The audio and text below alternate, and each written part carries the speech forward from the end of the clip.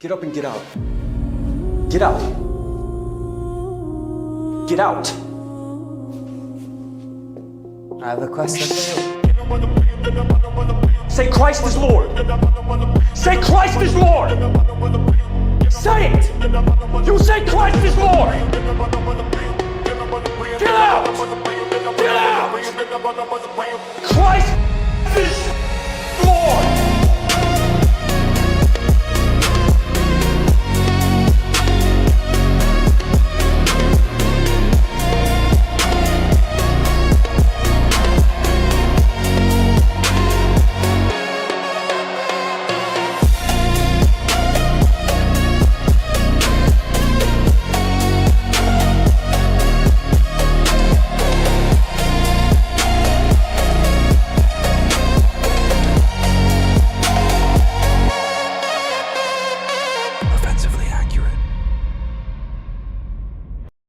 Hello and welcome in to another episode of Offensively Accurate, hosted by yours truly, Atlas Thugged, aka Aaron Shepard, aka Wang Half. Yes, you nailed it, Lord of the Ring.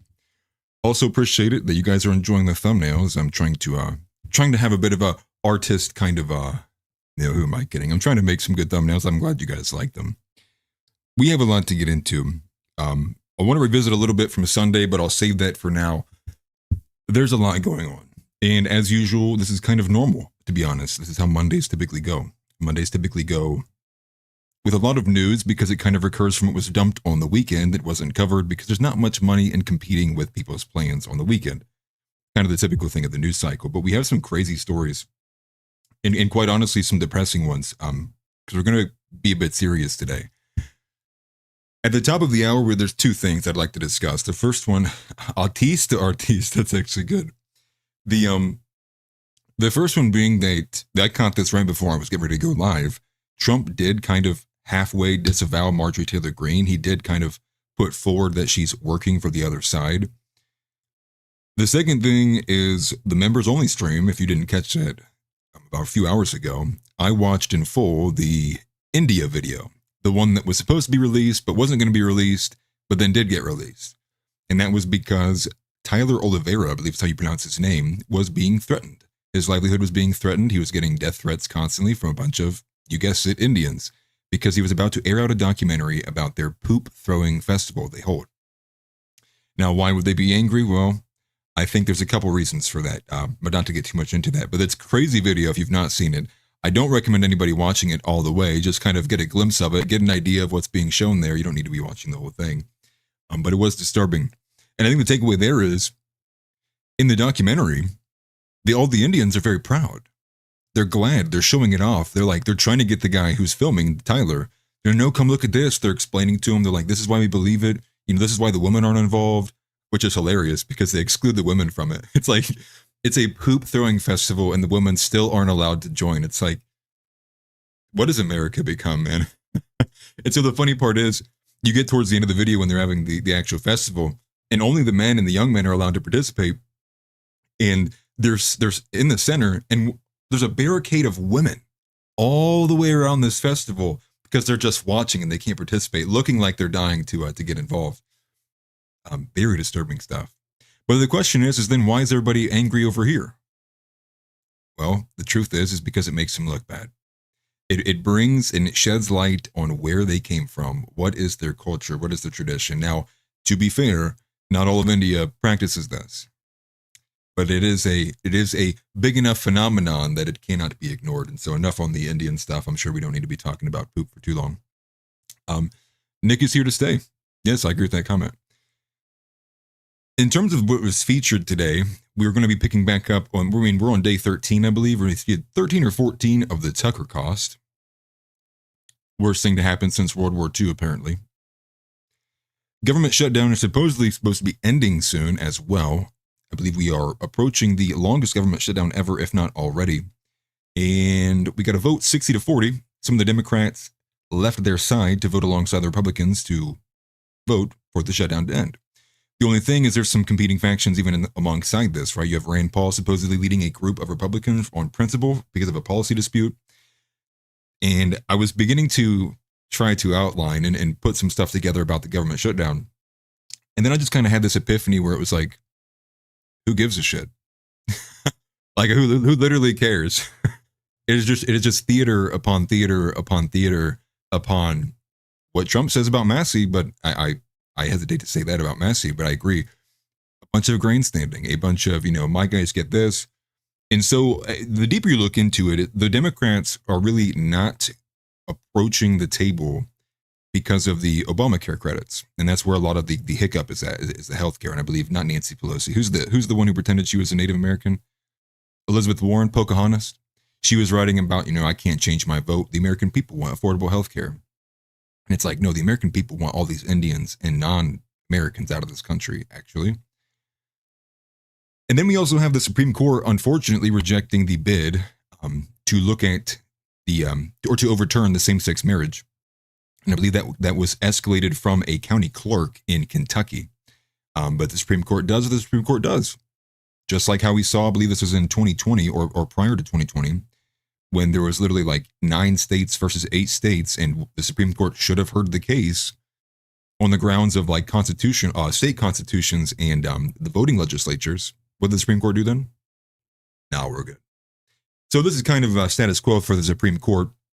And this is also, this is why you shouldn't have women judges in the first place. But again, alas, that train already left the station a long time ago. But in the sense of, balkanization and some of these kind of broader concepts, right? Like repealing the 19th and such, that would be a process that would more than likely have to go through the Supreme Court one way or another. And I just have zero faith in the current iteration of the Supreme Court. And the sad reality is it's probably going to get worse. It's probably going to get more liberalized. Unfortunately, I believe the 2 oldest members on the Supreme Court are, in fact, on the right wing. And so as it bodes out with what we're seeing in these marquee elections, 2026 midterms, looking like the Democrats are being heavily favored, especially on the poly market, win. And I think that does not bode well for 2028. And if a Democrat wins the House and they begin to retake power, and if the Democrat is in power when a Supreme Court justice does ultimately pass, it's inevitable. I am concerned about having an extremely liberal Supreme Court. And this is more of a statement on Amy Coney Barrett being an absolute waste of a pick. I'm still angry that Amy Coney Barrett got selected. And then now we have, what's her name? Ketanji Brown Jackson. Like, I don't even know if her IQ even registers as being a human being, but dude, she is awful. And expect more of that. And if they don't get that, they might even pack the court, and maybe the Supreme Court becomes absolutely worthless. Elise Stefanik had some weird kind of moment. I don't understand how she maintains any kind of level of credibility or clout inside the political mainstream. We might get to that one. We might not. The Olympics, though, had a little bit of a based report come out from there that they're set to ban trans from the female category. They have not done it already. I believe the Daily Mail got community noted on X for this. But it's just basically that they expect that the current chair of the IOC is going to push for that because she has consistently reaffirmed that she wants to protect female sports. So there's that. In terms of like where a lot of this is going, though, and the big kind of story that coming from the New York Times is, similar. It's kind of bringing in Nick Fuentes a little bit.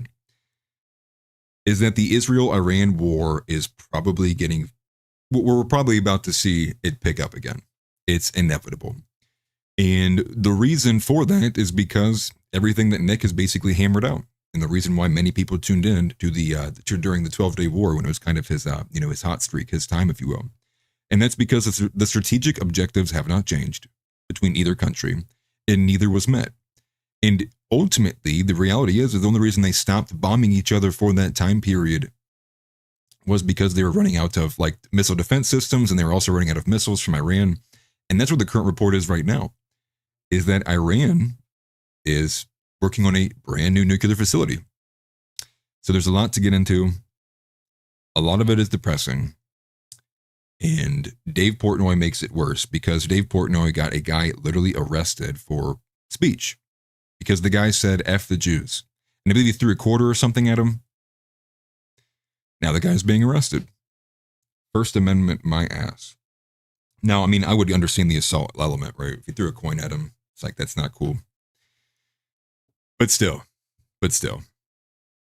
And then we have Brittany Peterson making a a comeback on the scene, and for not good reasons as well. If you guys remember Brittany Peterson, she was the female who basically used her baby as a, an asset or a tool.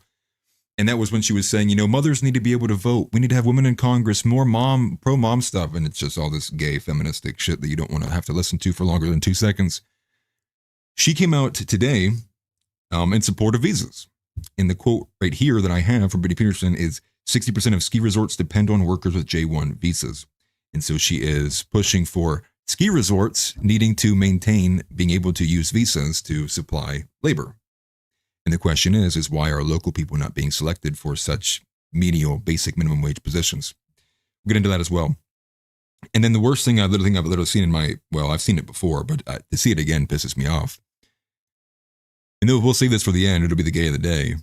But radio show host Stephanie Miller kissed the feet of Jasmine Crockett.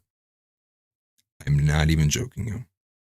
And this is a consistent pattern of behavior that we see typically from this side of the aisle, which is the white liberal woman or the savior complex or the white guilt, whatever you want to call it, this basic kind of adopting and being indoctrinated by all of this bullshit.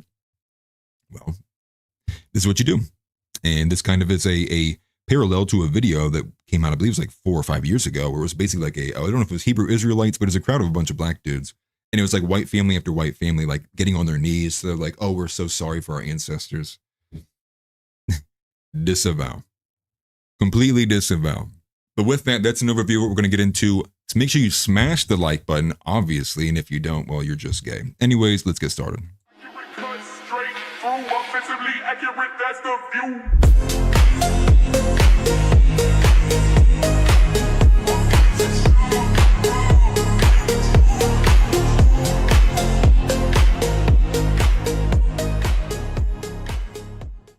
So the first thing we're going to be looking at is going to be Trump disavowing Marjorie Taylor Greene. And it's kind of a loaded language there, to be honest with you. I wouldn't say too much of a disavow as much as it is a negative statement towards her, which I think it's kind of showing where Trump is aligning in this kind of civil war that we have. And now the title of the show, today's episode is titled Two Brinks of War. And that is because we are simultaneously on the brink of having a full-blown civil war between the right wing, which is America first versus Israel first. And that's been bubbling up for some time. I think it's just now publicly being acknowledged as such. The second war is the Iran-Israel war that is bound to happen again, unless, the United States gets involved to an extreme degree. So this is from Antunes, and so he says Trump disavows Marjorie Taylor Greene. I wouldn't quantify it as that, but it might as well be. So let's just take a listen to what Trump says here. I passed a great, big, beautiful bill, which is the biggest tax cuts in the history of our country. So when somebody like Marjorie Taylor Greene, who's now catering to the other side, I don't know what, I guess she's, got some kind of an act going, but I'm surprised at her. But when somebody like Marjorie goes over and starts making statements like that, it shows she doesn't know.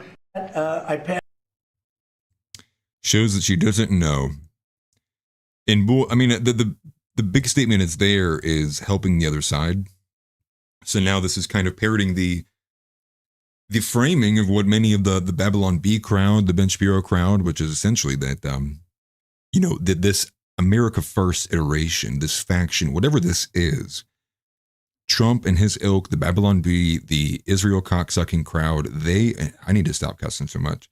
They are the ones who are essentially framing this as if you are pushing the America First agenda, you are working for the left, right? And it's kind of following this paradigm of woke right, woke left, and all just on the very basic premise, and I've seen Seth Dillon and James Lindsay point this out multiple times, over identity politics.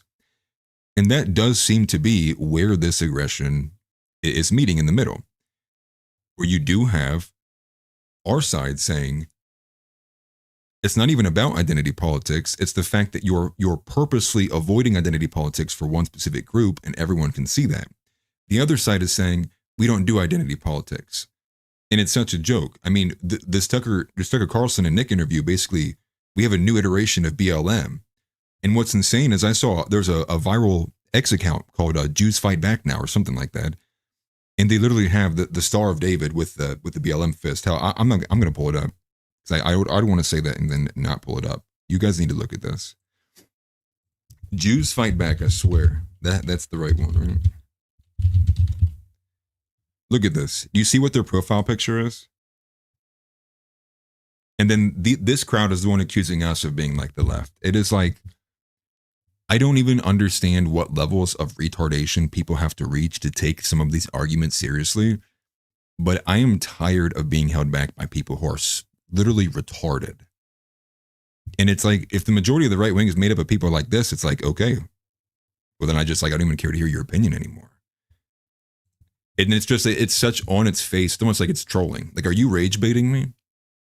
Like, there's no way you seriously believe that. You have to be rage baiting me right now. At least that's how it comes off. And I talked to a little bit about this with Simonius TV, which many of you guys might remember. I debated him shortly after the Candace and Nick interview, because we had a bit of a difference of opinion there. And even he was saying, look how aggressively like annihilated my timeline is. And I put the point back too, which is, this is part of that vibrational hum, which it does feel like no matter what kind of social media platform you're on, and it is partly the algorithm based on the share metric, which is what is most likely to be interacted with. What kind of video or social media content is the most likely to be interacted with? And it's rage bait. And that's why rage bait is king. So it used to be clickbait. Now everything's rage bait.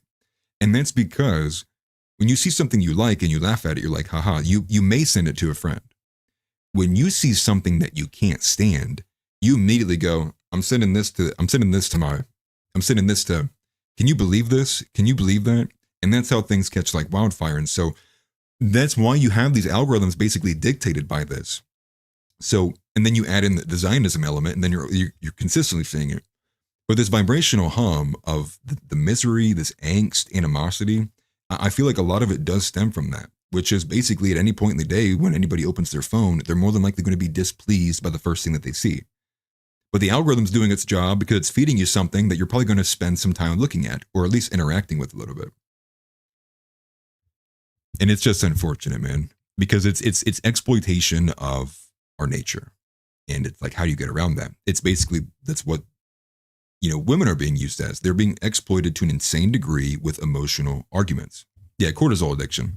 And cortisol is the hormone that starts firing the built up fat. It's like the emergency. It's like, whoa, survival. This guy needs to survive. Start making fat, which is, again, I'm a former personal trainer, but it's the argument of why you shouldn't be doing long jogging sessions and why you should be sprinting instead. Well, that's a conversation for another day.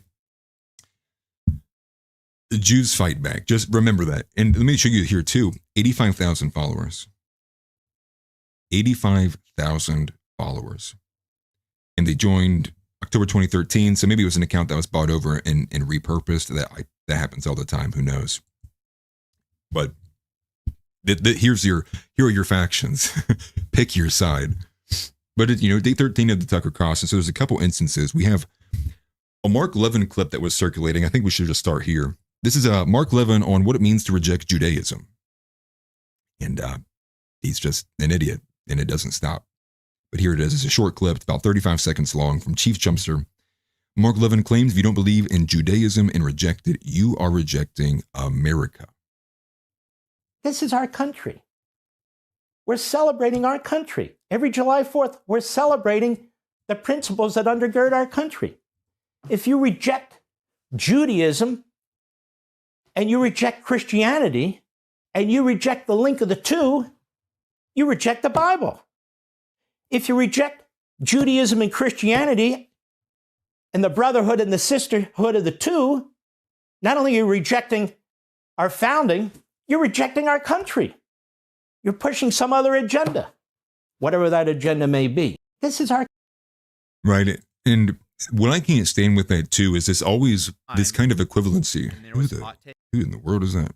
It's like this equivalency of, whatever their agenda may be, right? It's always painting the opposition and the people who are opposing Mark Levin and Ben Shapiro, Joel Berry and Seth Dillon as always having some nefarious agenda. Always attaching it to Islam, or always attaching it to leftism, attaching it to Marxism. And they have to do this because they have to poison the well. And why do they have to poison the well? Well, it's because they don't have arguments. And so I'll make things very simple for people who might not have a fuller or broader or robust understanding of what this is and this connection here and the Judeo-Christian kind of co-op thing.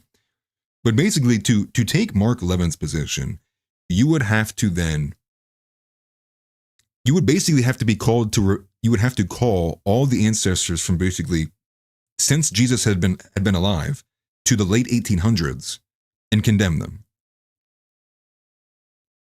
So there's, and this goes to, again, like the historical elements of this, which has always bothered me and has always been something that I've said a lot, which is there needs to be stronger, like, historical contextualization in church education, not only for the people who are going to, like, actually be ordained and be pastors themselves, but for even the general audience.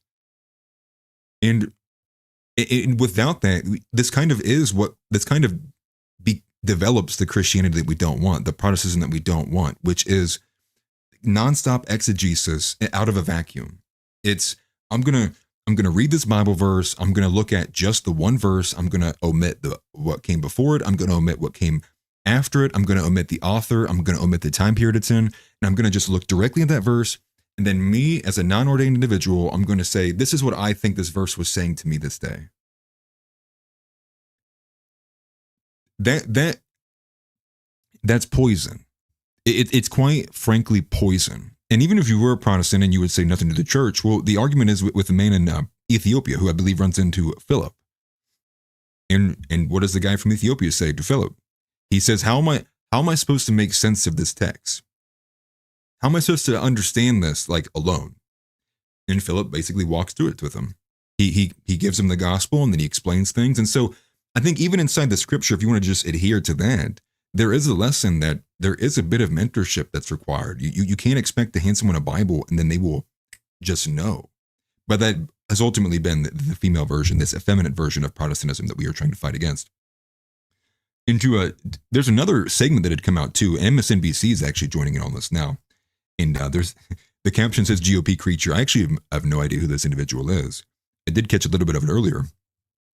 And here's another, white liberal woman yelling in my face. I cannot stand that stuff. But this is from Fuentes Updates. So the caption here is MSNBC does an entire segment with yet another GOP swamp creature running to liberal media to cry about Nick Fuentes. 10 years ago, when I was active in Republican politics, this kind of thing would never be tolerated. And that's kind of the problem, isn't it? Isn't that kind of the problem? Isn't that what everyone has been saying on our side? Debate me.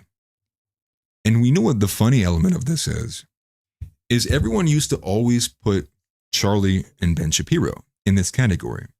And they would say that's what the right wing is. The right wing is guys like Posobiec and Ben Shapiro and Charlie Kirk who are saying, debate me, and it's the left not showing up. But here we are, Ben Shapiro and his ilk, similar to Seth Dillon, are now doing the same thing. They're saying it's so beyond them that everyone should already have accepted the premise when I say it shouldn't be tolerated. But again, all of these concepts, I feel are just, how are they being missed? And maybe I am vastly underestimating how retarded everyone has gone, and maybe that's the thing. And I'm not trying to be rude, but everyone sees it. Everyone sees the kids growing up nowadays. And I see it too. It breaks my heart to see such, like, developmentally dysfunctional children, and it's unfortunate. I don't want to say who, but I know someone, I'm close to someone who's got like a 12-year-old daughter, and you wouldn't think she was a day old or 5 years old. It's very, very depressing. And a lot of it is on parents too. You can't continually expect to send these kids to public school when you know how just absolute trash they are. At some point, that responsibility becomes your own. It doesn't matter if it sucks or it's extra work. It's like, it's your kid. Like that's your responsibility. That's your duty. Like, what are we doing? Anyways, here's the clip of NBC also doing an entire segment. Passing the torch, if you will. Anti-Semitism. Here it is. For once, Donald Trump has remained silent on an issue, as well as J.D. Vance, who is reportedly personally close to Carlson. It also has opened up an uncomfortable discussion for the GOP about what place people like Nick Fuentes have within the MAGA movement. Back with us is Brendan Buck, former aide to Speakers Paul Ryan and John Boehner. Brendan, why is this issue cropping up now? I mean, I feel like for months, if not years now, we have seen a lot of anti-Israel sentiment that was really masquerading anti-Semitism. Yeah. So why is this spilling into view now?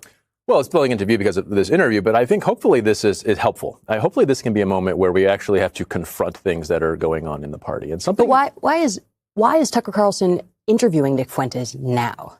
I mean, Tucker Carlson has been on a long journey, and I don't really know. I can't explain why Tucker Carlson is the person that he was, which is very different than the one that he was before. What I can say is, as a party, when the sort of MAGA takeover of the parties alienated a lot of the middle, alienated some traditional Republican voters, you don't have a lot of room electorally to throw anybody out of the party who might be voting for you. And I think that is the sort of dynamic that has allowed a lot of really ugly stuff to come into the right and not welcomed, but tolerated in a way that I don't think would ever be tolerated. I'm trying to think back 10 years ago when I was active in Republican politics. This kind of stuff would never be tolerated in a million years. But because you are scraping by on a new political dynamic where you're everything on the right you have to have, because you've alienated the middle. You've thrown out a bunch of Republicans, so you have to have, you tolerated those people. So that is what has created this environment where you can't afford to push anybody out. It is helpful for us, I think, to have this moment where people like Ted Cruz are standing up and saying, okay, maybe we. Oh my God, dude. Who watches this shit, man? Oh my gosh. And it's like Brendan Buck. Yeah, he's a Republican, and it's like he was a former aide to, Paul Ryan. Like, the Mitt Romney conservative. Wow. Okay. We're gonna start paging former Bush officials. Can you guys step in to condemn the anti-Semitism? It's just aggressive. And you hear what he says here, right? It's kind of like this mesh of language.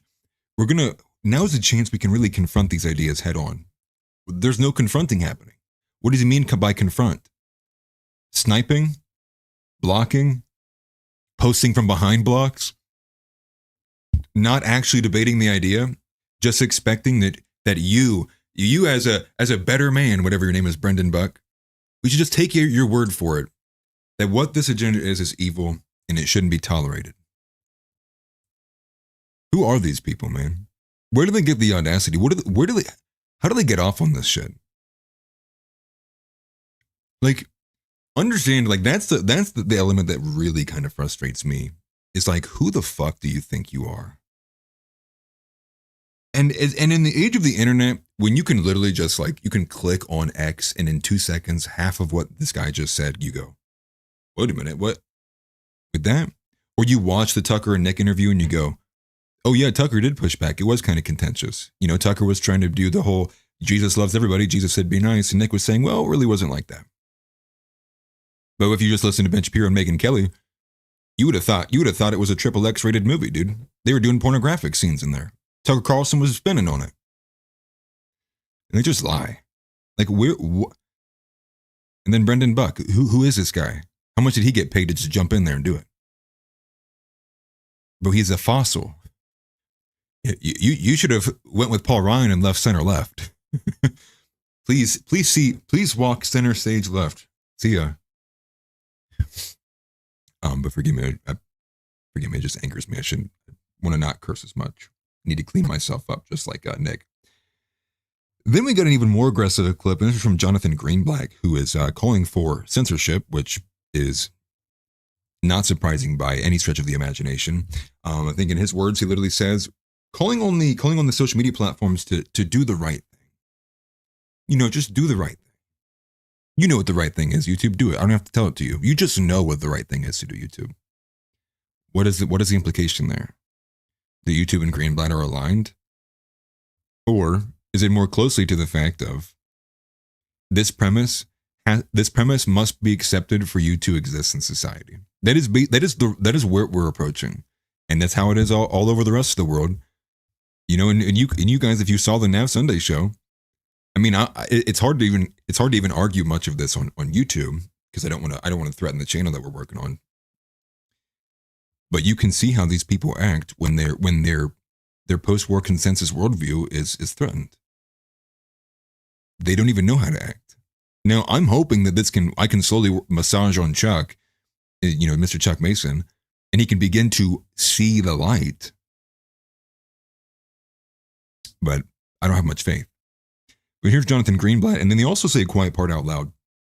and you'll catch it. You know exactly what I'm talking about because they begin to start talking about who owns these social media companies, and it's a pretty good bit. Here it is. I don't have a lot of time, but I want to ask you, I mean, so much anti-Semitism is spread unchecked on social media. And there was a time when social media companies, let's say, more aggressively policed these kinds of things. And I believe that they even sought the ADL's advice on these things sometimes, depending on the company. Yeah. And then it kind of fell out of fashion. Let's put it that way. What efforts do you think the ADL and other organizations can make to try to combat the real, just like cesspool of anti-Semitism online? Well, let's be honest. I mean, it's sort of embedded in the question. Like, there's no silver bullet. Yeah. So social media has sort of seized, if you will, like the public conversation, and it's now mediated through algorithms, invisible to us, but like manifest on our phones. So you and I could be sitting literally like on the same sofa in the same house, looking at our phones, getting two entirely different worldviews. Steven Pinker's got this good new book about common knowledge. I think it's a problem when common knowledge is exploded and when there's no shared understanding of what like ground truth is. For a lot of our young people, ground truth is, Chat GPT, which itself is drawing information to its large language model from like Wikipedia and Al Jazeera. That's crazy. Like that is really troubling. If we are going to solve this problem, we need to get upstream. And we've got to figure out how to get these companies to do the right thing. Again, like you said, it's kind of out of fashion these days for them to be policing. But look, I don't think it's cancel culture, not the platform Nazis. I don't think it's cancel culture, not the platform jihadists. So we would hope that they will do better in the future. And we've got a whole robust sort of advocacy agenda. But anti-white Jewish extremists are okay. Really? Are you forgetting something there? Because it only goes one way, right? There's zero, right? There's zero. But again, here's like the quiet part out loud. It's pushing and pushing. We just got to keep at it. It ain't gonna happen overnight. It's not easy, but we can't lose sight of our of these goals. Are you optimistic about TikTok now that sort of an American conglomerate has bought part of the American operation? Yeah, I mean, look, TikTok, in my mind, American conglomerate. Did she like? She even for herself, I think she struggled to get that out. Yes. Larry Ellison is definitely the most patriotic American dude. There's not even one other country that comes to mind when I think of Larry Ellison. None at all. I was not someone who believed that changing the. This guy was wearing an IDF uniform all around Congress. The guy's like draped in the Israeli flag like all day, right? Identity politics for me, not for thee. Ownership will necessarily affect the performance of the product. Case in point, Facebook, founded and owned by a Jewish man, Mark Zuckerberg, and really helped built by Sheryl Sandberg, two Jewish people. Really? Instagram, I think one or both the founders Jewish. Twitter, one of the founders Jewish. Like I could go on, but the point is that really all those guys are Americans, and X and Insta are so damaging, I think, to the public conversation. So I don't think that the nationality of the ownership will necessarily make it better. Oh, can we please get someone to help the lesser men? Please, someone rid me of these problems. The people cannot be left to their own devices. Now. Clean it up. We will tell them what to think. Run along. Dude, and then you have Brandon Tatum. Ben Shapiro is greater than Tucker Carlson. You know what I want to see? I want to see Brandon Tatum denaturalized and deported first. Israel, Here, make this black man a citizen. Like that's part of the peace deal, right? Brandon, you have to give Brandon Tatum citizenship because he's getting his revoked here. And now you have your first token black. You use him as much as you want, but he's done here. We're done with him. The guy's insane, dude. Guy is insane. He has nonstop. I mean, we're talking like 3 straight weeks. Israel is the only thing. Just it's coming out of his mouth, just nonstop. And the sad thing is I don't think he's getting $7,000 per post, because if he was, dude, Israel would have already spent $4 billion. There's no way. He's doing it of his own accord, and he's probably because he's afraid and he's retarded. So he's just going with like the more safe side. And if bro thinks in 2 years he can sit here and say, "Oh, I was wrong," no apologies. Actually, I remember how you acted. Go back to maybe watching police brutality videos and giving your shit opinion there, and pretend to be an American maybe in the future. But dude, no, all these people, Emily Austin, Deborah Leah, it's like, no, you're all going on the board. It's going in the Hall of Fame. We will remember who you were. You will not get influence ever again. But that's that. And then 2 kind of other stories kind of broke out from the TuckerCaust. One being that Glenn Beck had a clip that was going semi-viral with, I always forget how to pronounce her name, but like Batya Sunga Ungar. And she's the one who said the quiet part out loud, I believe about 2 weeks ago, when she had said, the left was built by Jews. And look, here they are, trying to cut all Israeli support. She's like, do you not understand the left wing was built by Jews in this country? Oh, you don't say, really? I swear some people have been saying this. But you disagreed with them. Why was that? And and she might even just be a kind lady, but it's clear where her loyalties lie. No simping, never e-girls, never. Thank you very much, John Ross Chisholm, 5740. Thank you very much. I appreciate that. I tried my best to read. Thank you very much, man. I don't have my glasses on if you can't tell. I'm miserable without my glasses. But let's go a little bit with the Glenn Beck here. So I have the aggregate here. I'm sure the videos on this as well. But even Twitter marks this as a trending topic. Glenn Beck dismisses debate with Nick Fuentes, calls for probe into youth discontent. Why won't anyone take him head on? So here's a 1:22 clip here. I believe this was the one that was going decent. Yeah, about 250,000 views here. Let's take a listen. What did Glenn Beck have to say about Nick Fuentes? Let me I'll just disappear so you guys can see the lady.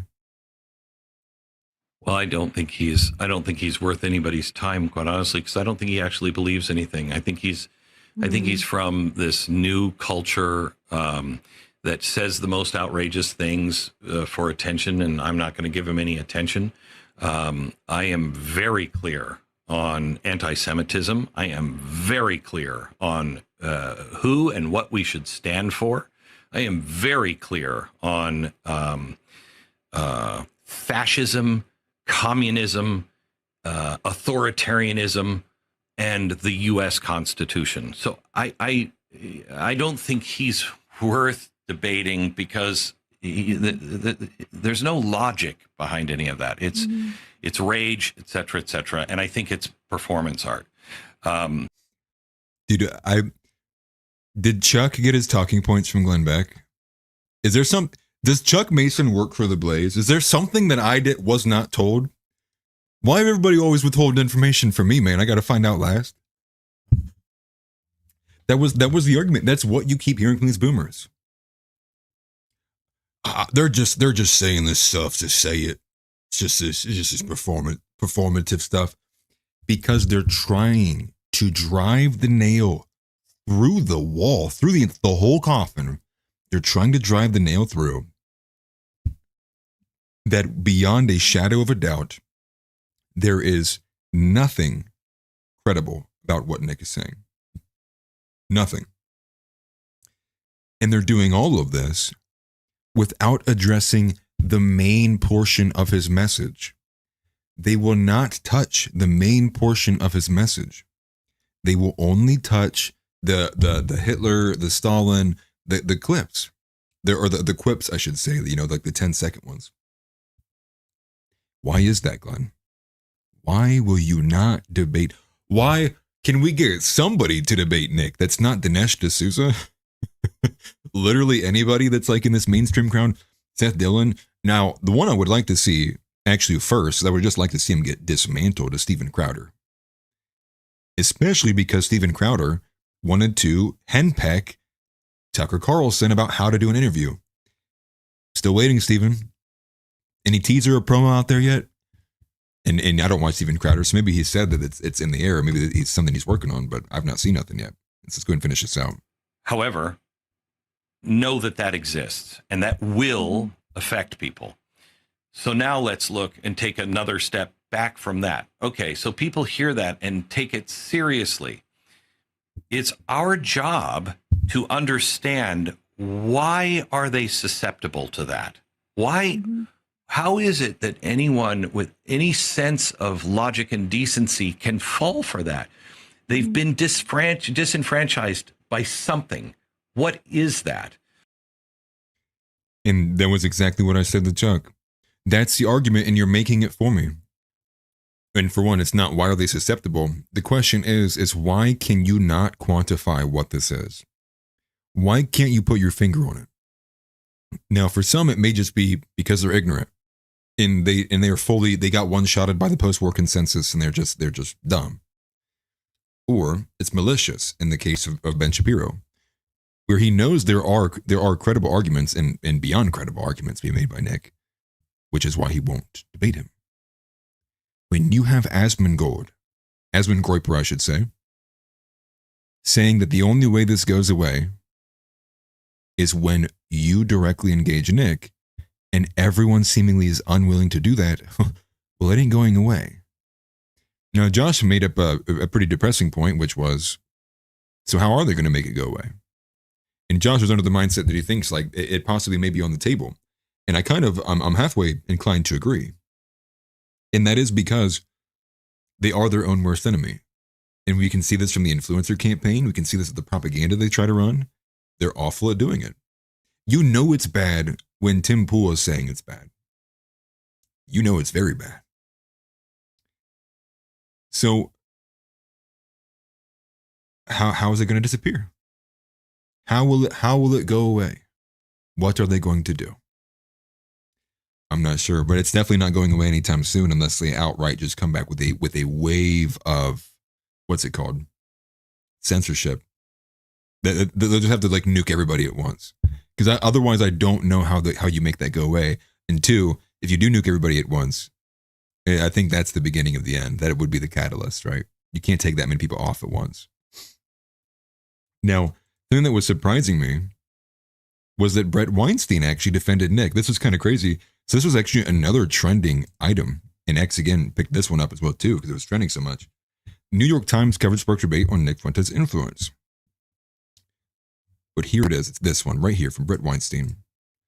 The respectable folks are going to keep telling themselves that Kirk... Lord have mercy. I'm going to... Chicks, whoever said that I was taught English via hooked on Ebonics in school, you're close. It's been bad the last 2 weeks, dude. I cannot speak English. Too many Indians around me, man. I'm picking up their dialectic. So starting over. Brett Weinstein. The respectable folks are going to keep telling themselves that Nick Fuentes is just some vile little troll riding a monster wave of bigotry. I'm going to keep pointing out that they are misunderstanding the wave and underestimating him. Ultimately, I'll have to explain Fuentes' appeal and skill set. Then I'll be condemned for 1, sympathizing with, 2, doing the bidding of, and 3, attempting nuance around young adult Hitler. How about you all level up instead? Oh, dude, I love that. I'll take it, dude. I'll take it. I'll take anyone that does just any bit of adding reason to this. Thank you. I know ultimately I don't agree with Brett Weinstein on a lot of different things, But thank you, dude. Thank you for being a human being. Thank you for going, yes, we should actually engage these ideas against each other. And the other thing is too, if it's so repugnant, if what Nick is doing is just so easily dismissed, there's just these mountains of evidence, just pause.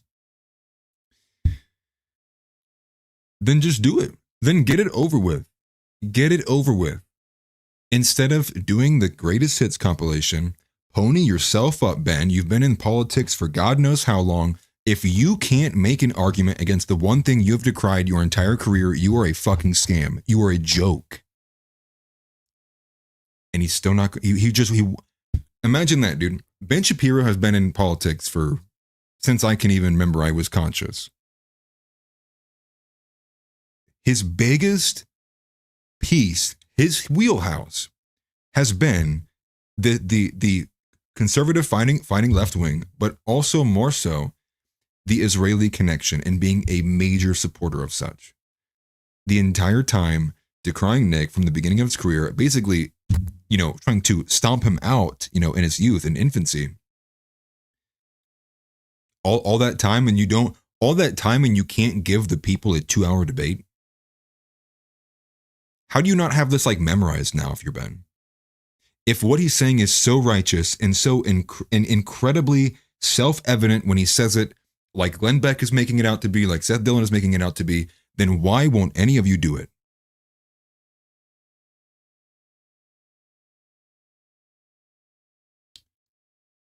We know why.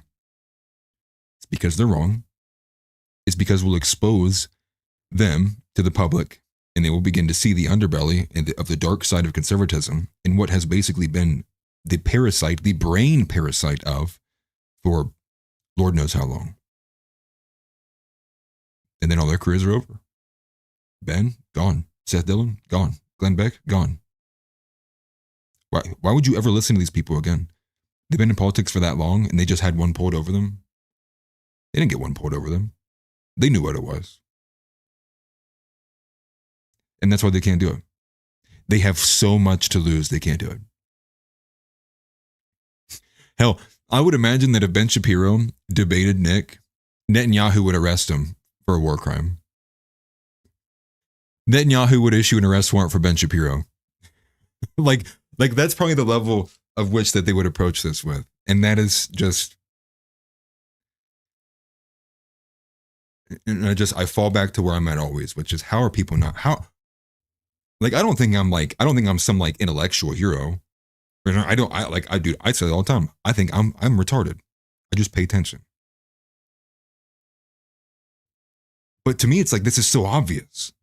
It's if you just look at it. And that's what I just don't get. Is it really that much of an inconvenience for someone to maybe spend 30 or 40 minutes to maybe make sure that what Ben is saying is correct? Or can we not even be bothered to do that? And is that where we are? That people have outsourced their critical thinking ability to such a degree that if Ben Shapiro, if they hear it from Ben, Steven Crowder, Glenn Beck, and Seth Dillon, that's good enough for them. They'll never look into it themselves. Really? And maybe that's exactly where we are. And maybe it's more so the matter of not being bothered, but nobody has any time. Everyone's a wage slave. Everybody's working 80 hours a week and can't afford a home because we need to pay for our ridiculous interest rates for our 50-year mortgages. And to top it off, now they're floating the idea of a 15-year car loan. These people hate you, dude. These people hate you and they despise you. Every waking minute, they are trying to figure out how they can extract more from you. Your life source, your lifeblood. They don't care about this country. They don't care about what it means to you. They don't care about the sacrifices any other human being who lived and was an American citizen made for this country. What they care about, first and foremost, is not being blasted because they're all in the Epstein files. The second thing that they care about is themselves. They're all ego monsters. And the third thing is they just care about money. And for some, they have an ideological capturing, with Israel, if not many of them. I'm not doing a 50-year mortgage. Get out. I'll do a no, dude. Like we're gonna cover the 50-year mortgage here in a second. But that's kind of it on catching you guys up on the TuckerCaust and where that is. I'm sure there's some more liberals raging out. I can't catch them all. You know, I only have so many Pokeballs, man. And some of them just suck. So, and who wants to listen to complaining all day, right? Just a bunch of Jews going, anti-Semitism. Could you imagine what America would look like if, say, people had this energy towards anti-white sentiments? Can you imagine if we had some guy coming out from Canada and he's like, man, I know I'm not an American citizen, but these anti-white sentiments being pushed by the left, it's insane. These people need to be rebuked for this. Doesn't exist. Anti-Semitism, though, we'll hold the whole country hostage. Yeah.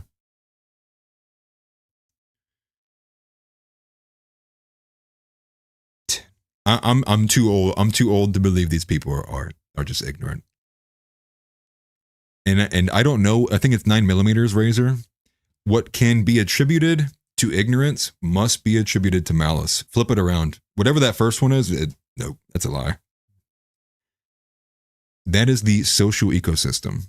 Is everyone feigning ignorance, but really they're being very malicious. And Tucker Carlson does a lot too. Oh, really? I didn't know. You knew. You knew your father was in the CIA. So the government shut down. I won't spend too much time on this because who cares?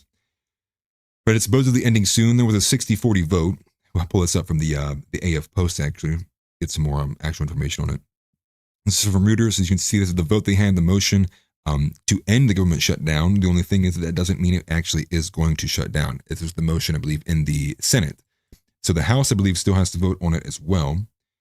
And when I saw, literally right before I went live, but I read a little bit into it, is that they put in quotes, the principled Rand Paul. What's up, Jackson? Appreciate seeing you, brother. The principled Rand Paul is trying to gather a team. He's building a team. And that is because he is trying to gather a group of individuals to oppose ending the shutdown on policy differences. And I didn't read into what those were, but does it matter? Is Rand Paul fighting for pro-white and anti-Zog? Probably not. So who cares? Yeah, really. Yeah. You should fight for that $1.3 billion that no one gives a shit about that's going to that one country that I don't care about. Thanks. The Supreme Court also rejecting the bid to overturn same-sex marriage was a little disappointing. I was hoping that maybe would have at least entered into the courtroom, at least would have gotten at least some of the judges like statements on it to engage with it, which we might get some statements from it, but not all the justices. We don't really need to spend much time on that. And then two other ones. Let's go to this Elise Stefanik one because the ZOA gave an award from Miriam Adelson, finding herself more ways than one in our governmental system when she should not be. But this is from Chris Menahan, and I highly recommend following this account. I don't know too much about him, but I've sourced him, I think, like 10 times in the last 2 weeks.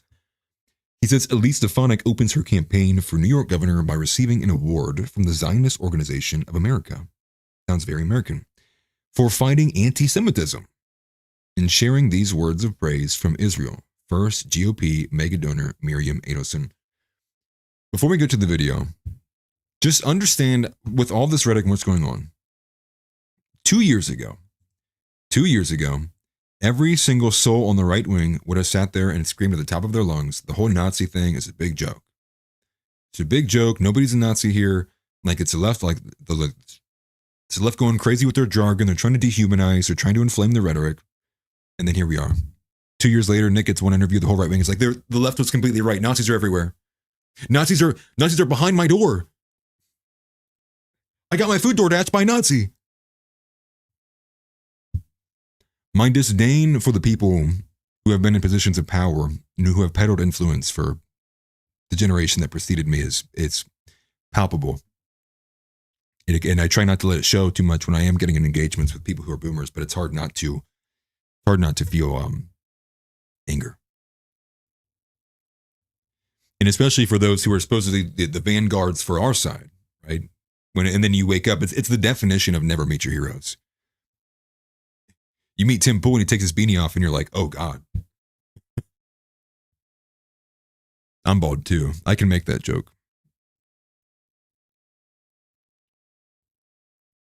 And it baffles me that Chuck, that Glenn Beck, that so many, they cannot understand where is his anger coming from.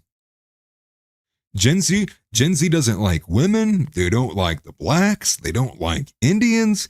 They're anti-Semitic. Where did we go wrong? We're not understanding where this is coming from. And it's like, isn't that the point? Isn't the point that you guys are literally disconnected from reality? Like you're saying what I'm trying to tell you is that you literally have no idea what the fuck is going on. And you're just admitting it. Yeah, you were admitting you've lost the plot. You're over there somewhere. Here's Earth. We're down. I like how Nick says it. We're down here. Hey, Matt Walsh. They don't care.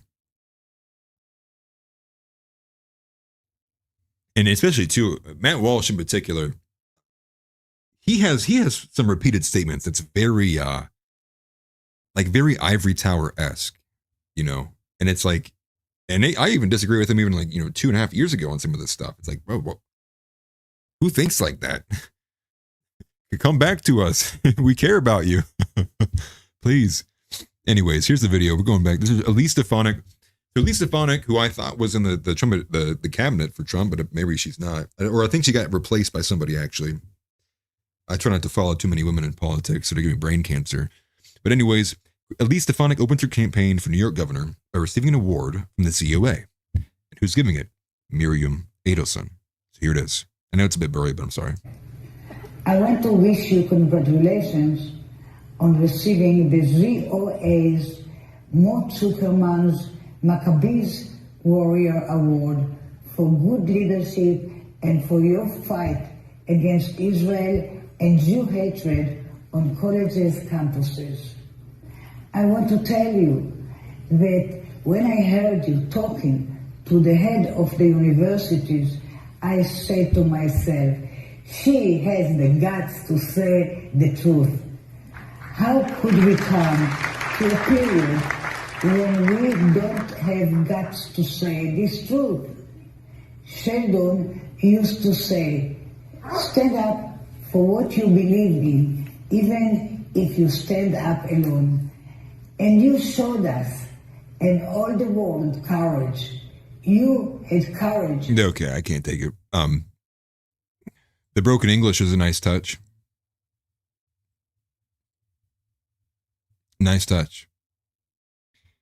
Yeah, Miriam Adelson. Where do her loyalties lie? Does anyone have an idea where Miriam Adelson's loyalties lie? Where her late husband's loyalties lied? How long have you been in the country? That's the best you can do with the English language? And I'm supposed to respect your culture? Funny how that works. Funny how the river only flows one way. Interesting, huh? I thought I was going to be able to make it longer than that. I literally can't do it. I can't do it. You combine two elements. It's a woman. She can't speak English. She can, but sucks. And that suit's given, like, literally at this point, like $250 million to the Trump administration. If you combine her large or during the campaign donations and then match it with the pledge that she made recently for attack campaigns against Massey. She's literally mass printing money into the Trump administration. But I'm going to assume, I'm going to bet, because I actually don't know this, that she was born in Israel. Am I correct, Jason? If I look up Miriam Adelson on Wikipedia, is it going to say, well, have they banned early life sections yet from Wikipedia? Is early life still available on Wikipedia? Have we reached this level of censorship?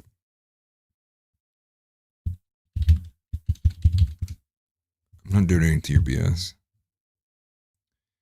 Wow. Oh. Wow.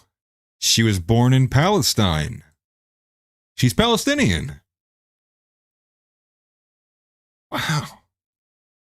I didn't know that. Wow. Really? Interesting. Palestine never existed. That's crazy, man. They need to fix this link. Wikipedia's lacking, man. I don't know whatever this is, but it's fake news. That can't be right.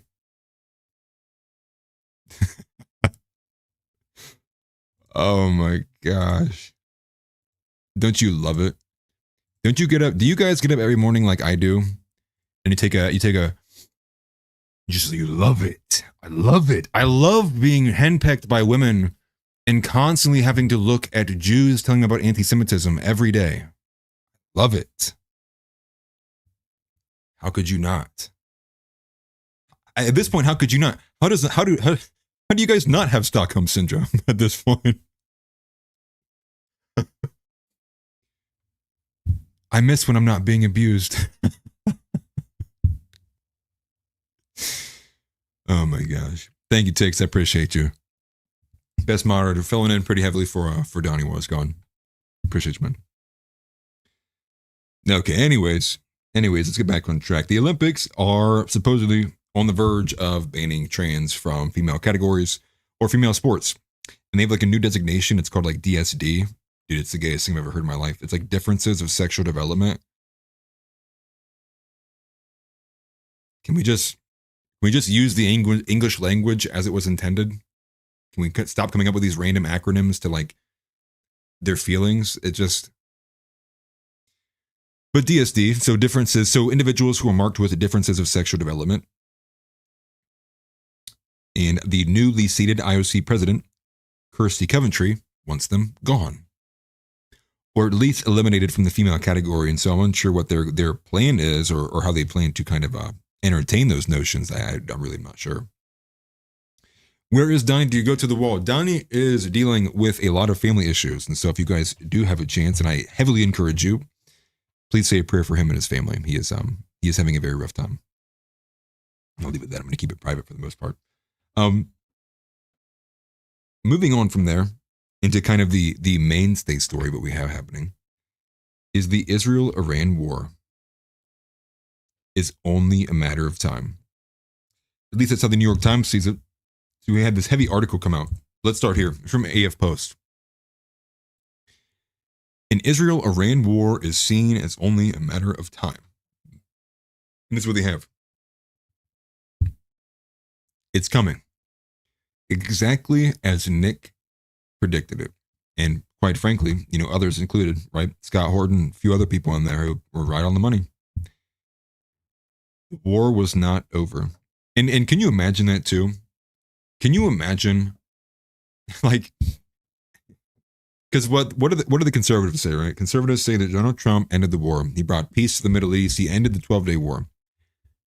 How retarded, how laughable is it going to be in the history books when they're going to say, and Trump ended this war, and then a month later, an entirely brand new war being fought over entirely brand new things. It's like, no, it was the same war. It was just like a ceasefire at that. The war never ended. There was no true peace established. It was basically a stopgap to appease until it was ultimately, inevitably going to peak up again and spark up again. And that's exactly what's happening. And so being at the brink of war, and this goes to the stockpile, right? And so this was the matter of contention immediately after the U.S. struck Iran, which was they absolutely bombarded one of the facilities. There's 3 facilities total. There's a 4 now. There's 3 when we had originally struck.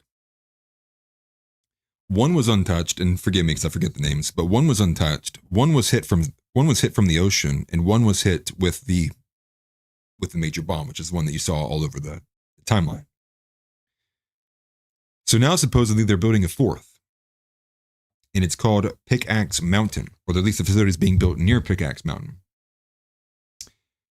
But the idea being, though, was that supposedly this strike was meant to obliterate the enriched uranium, something the Trump administration got very up and antsy about, because it was reported following directly after that all of the photo evidence in the data they had directly after the strike showed that it did minimal damage at that. So then the question became, well, it was just buried in the rubble. And the tunnels had collapsed, but it wasn't, it didn't sink the entire facility. It didn't have, the ceiling didn't cave to the floor, but certain tunnels were destroyed. Ultimately meaning that in all reality, if the enriched uranium was not touched, it would just be the timeline of how long it would take them to clear the tunnels and then remove the uranium. But even on top of that, Israeli intelligence, their claims are now countering Iran's claims. Israeli intelligence is largely arguing that no, they actually moved the uranium before we struck the facility. And now we don't even know where it's at. Bringing us to now, because the sanctions went back into effect on Iran, the nuclear talks have literally completely collapsed. And like I just said, Israeli intelligence keeps pushing that Tehran is enriching uranium. They're doing it. They are working towards the 11 nuclear warheads they are capable of if they enrich their 60% weapons grade uranium. And so now you have the New York Times, a new war is inevitable. And that's what I can't stand, is even the New York Times is saying it, a new war. There's nothing new about that. It's just a continuation of what they were fighting about in the first place. And so Iran, however, is being, they're playing ball. They're playing hardball. And so Iran basically told I think it's a JCPOA, the people who come in and test the uranium and they test the nukes and stuff. They told them to buzz off. So now they're under like no kind of agreement. There's not under any kind of nuclear monitoring. And now they're building a new facility. So there's going to be a brand new facility that will have nobody who have monitored. They're going to know nothing about. We still don't have there's no accurate detailing of what enriched uranium that they do have. And then the reports now is Iran's actually getting their factories. The report from Israel is that they're working these factories 24/7.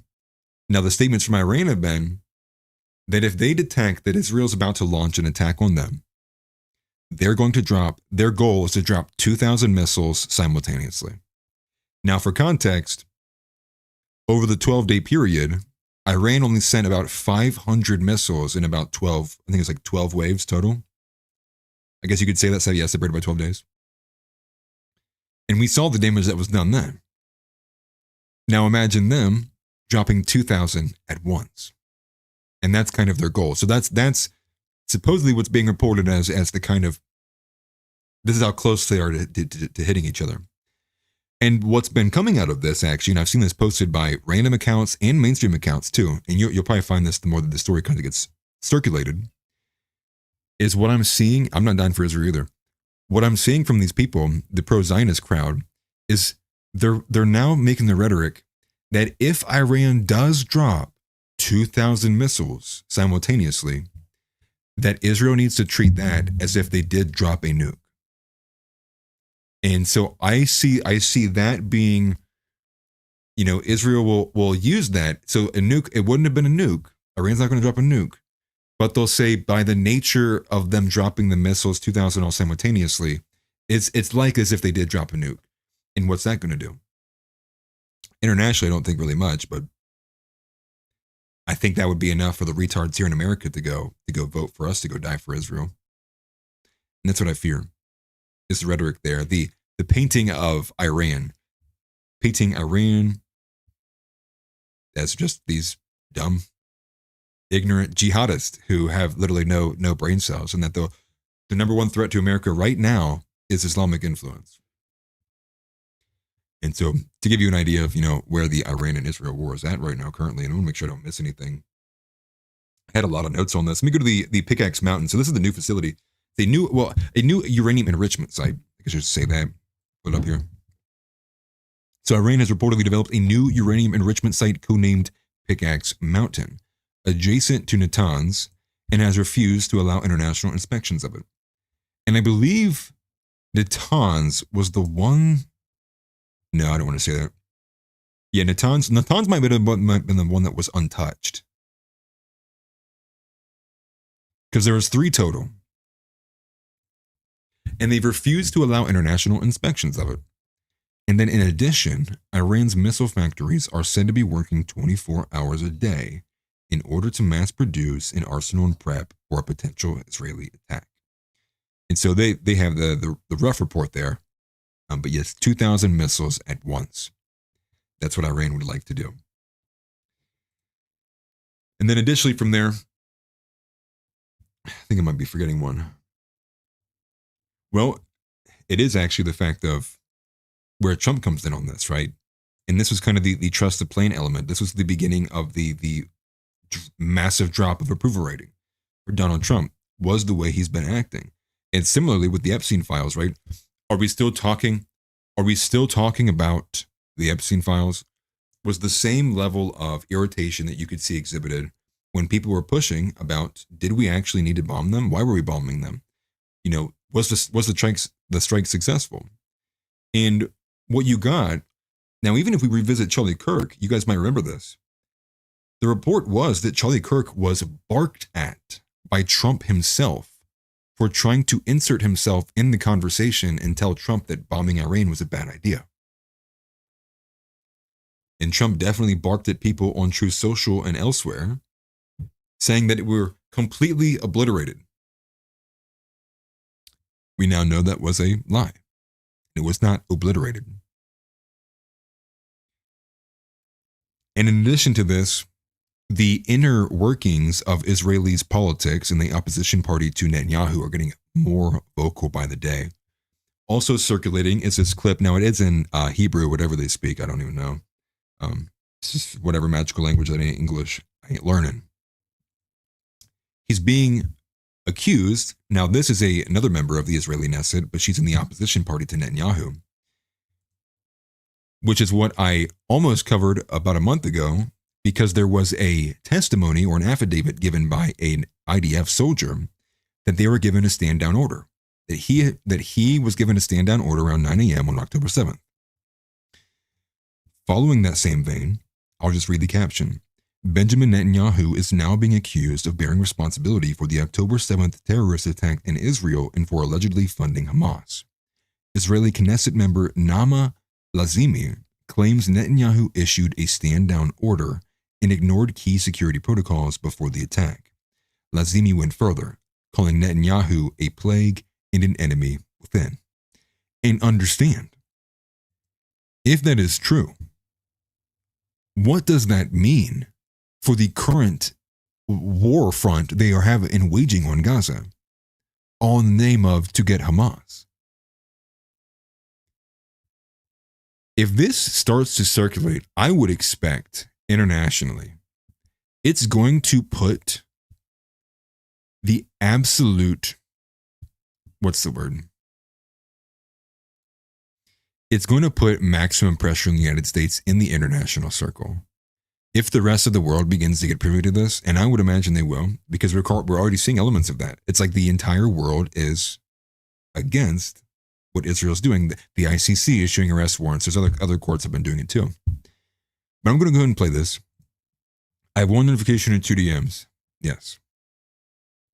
Yes, indeed. I try to respond to all the DMs, to be honest with you.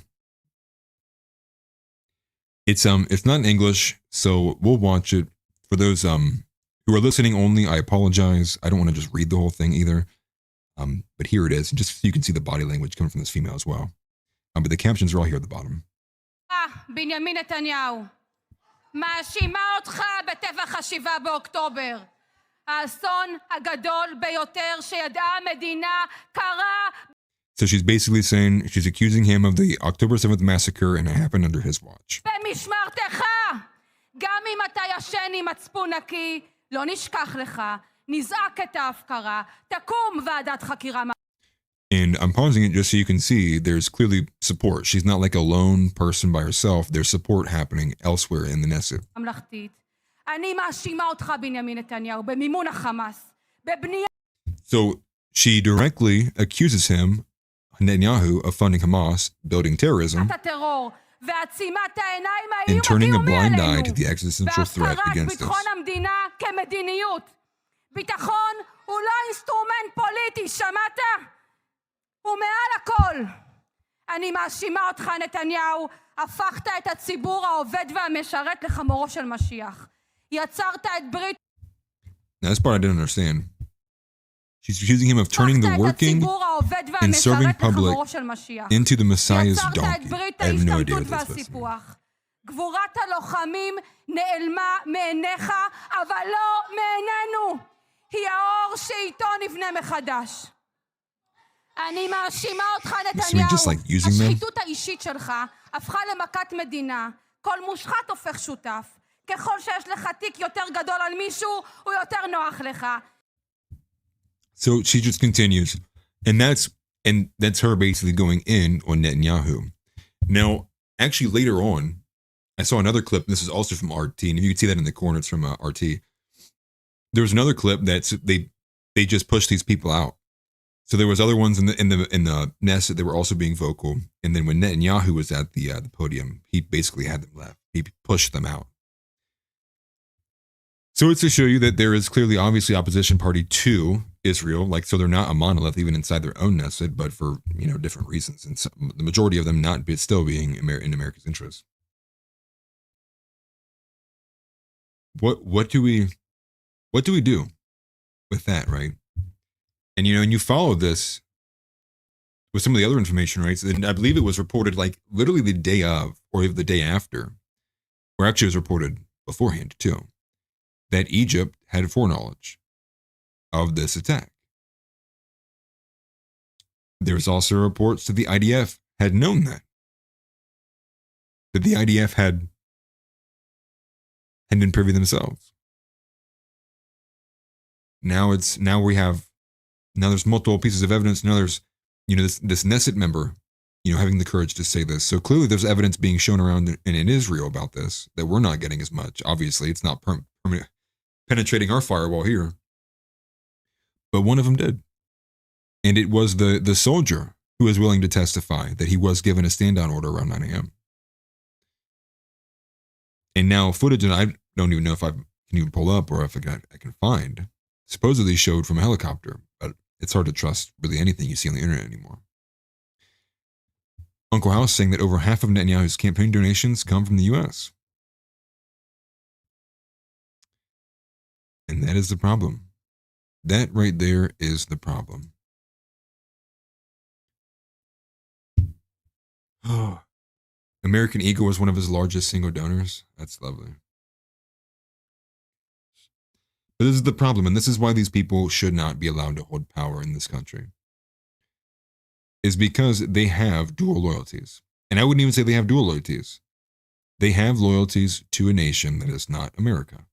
And that is not, the argument that is anti-Semitic to say is the most ridiculous argument I've ever heard. It is true of any other person from any other country. If they are born in a nation that was not America, you are lying to yourself to say that they would not have a natural affinity for the place they are from.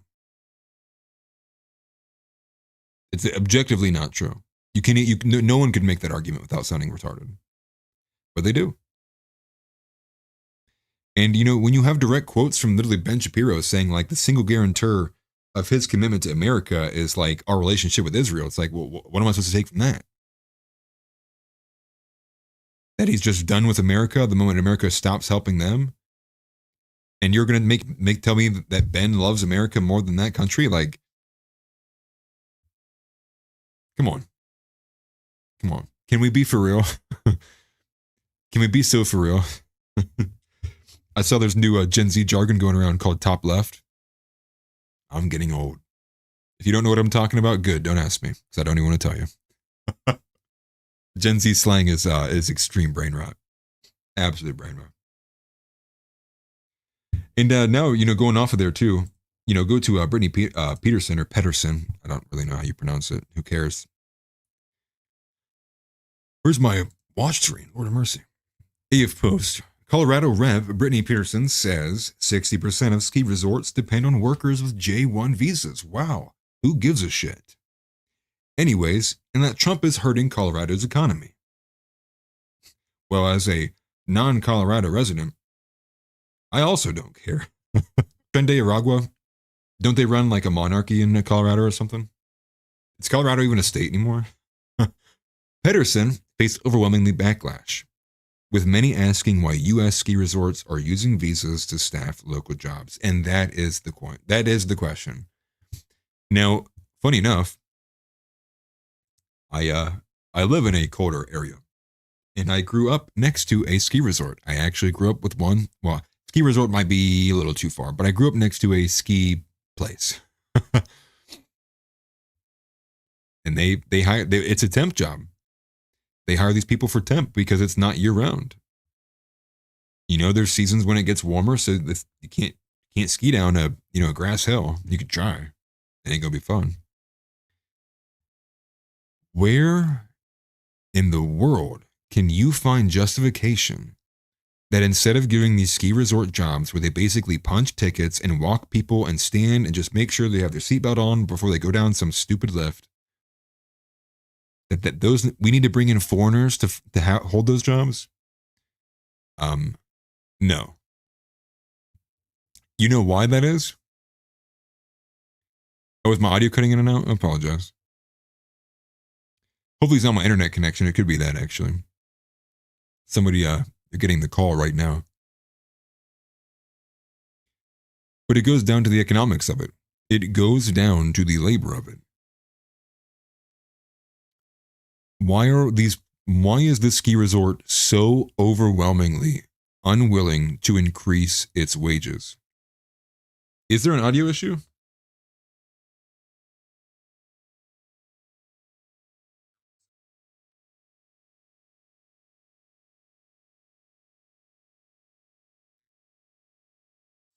Really? It sounds normal to me. Really? Well, I apologize. Audio is out.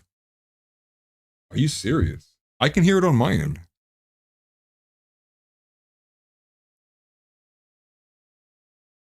Audio is gone.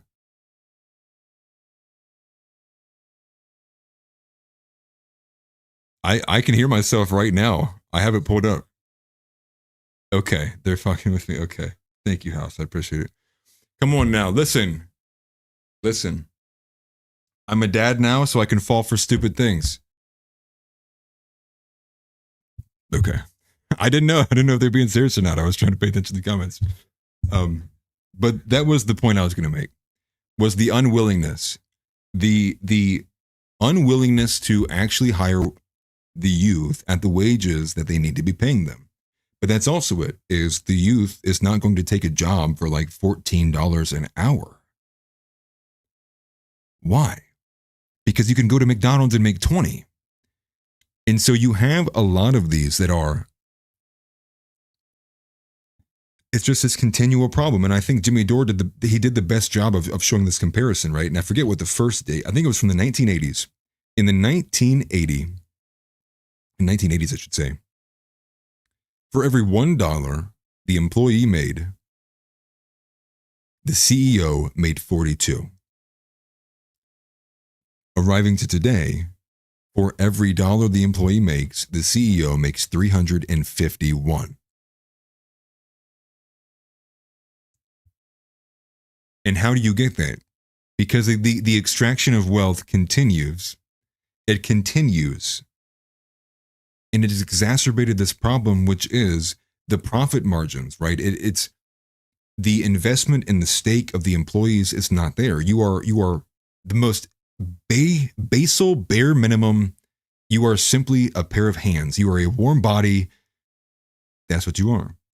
And that's the issue. And the conservatives have been awful about this in terms of, and the argument isn't even raising a minimum wage.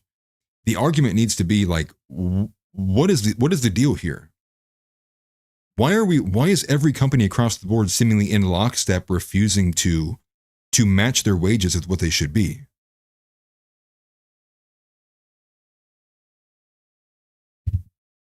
And it's because these people are self-serving.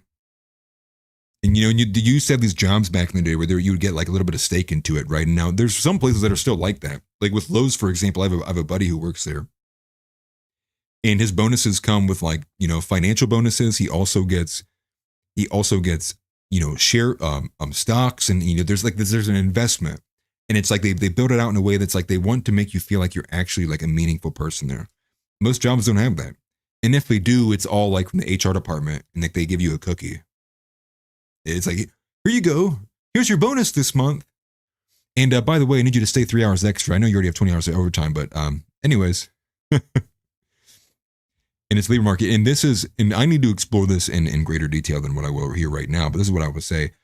Late stage capitalism is a complete failure. And when you have Breland Hollyhand, or whatever his name is, repeating the same line about socialism never been tried, it's failed everywhere it's been. We need capitalism. And it's like, nope, we don't, actually. We don't. Because capitalism inherently will globalize its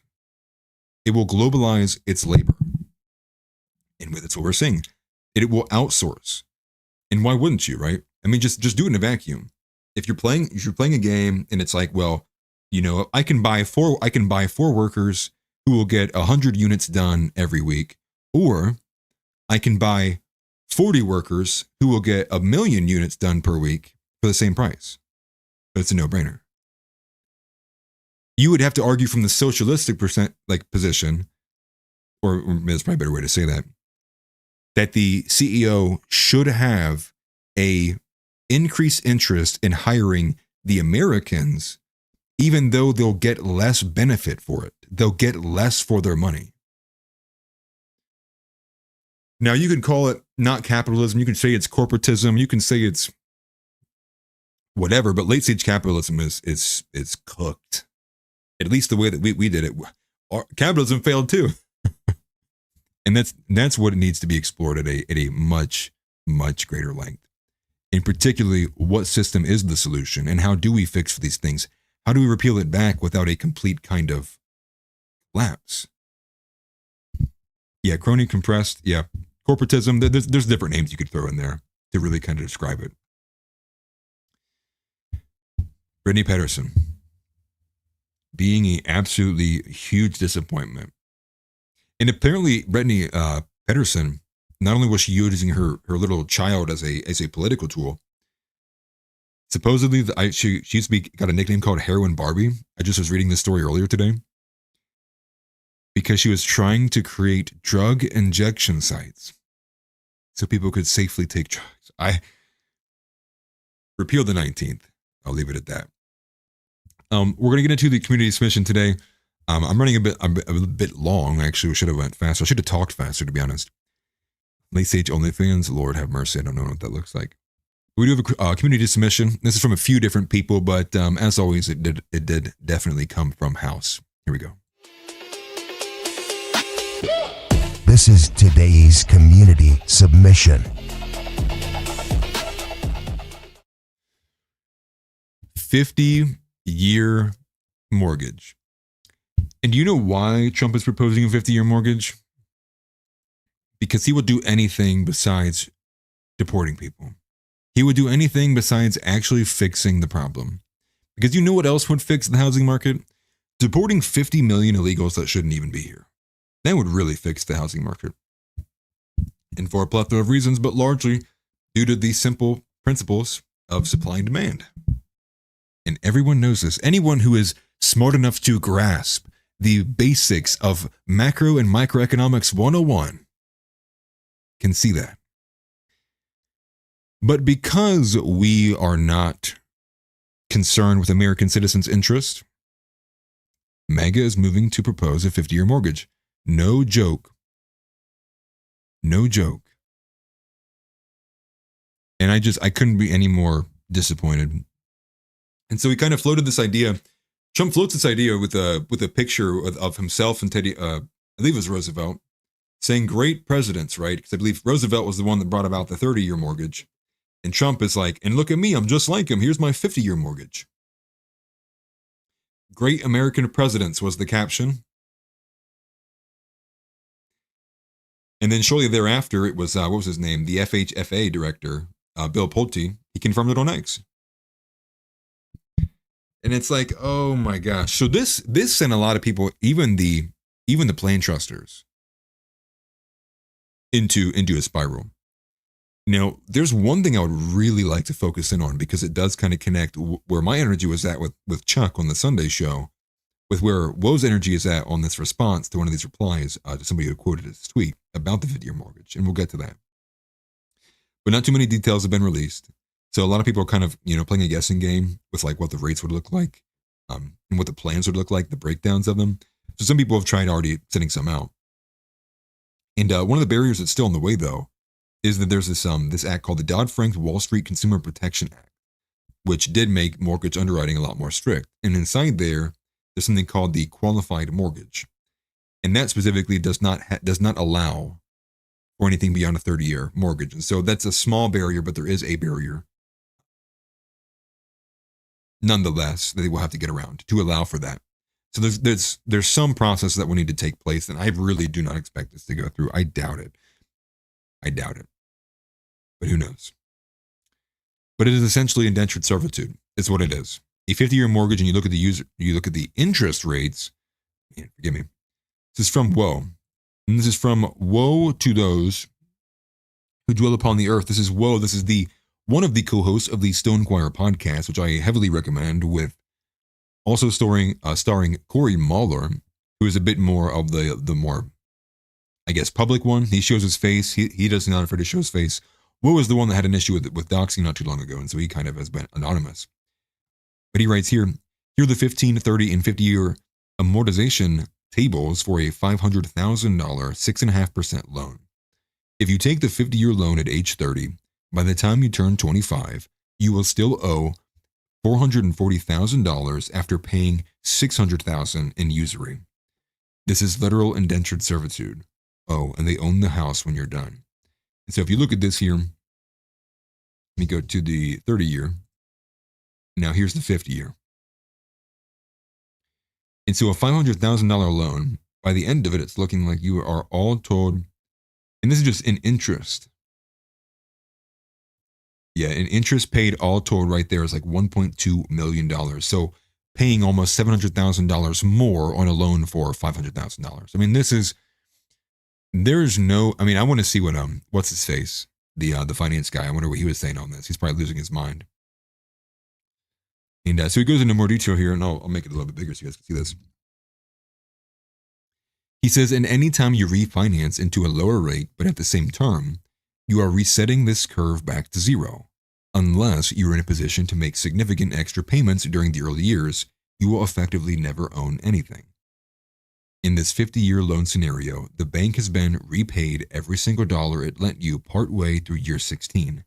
Anyone talking about inflation risk for the lender is entirely too stupid to vote, let alone sign a loan document. And I appreciate it, man. I appreciate that very, very much. And so this is the one thing I really wanted to hone in on from this.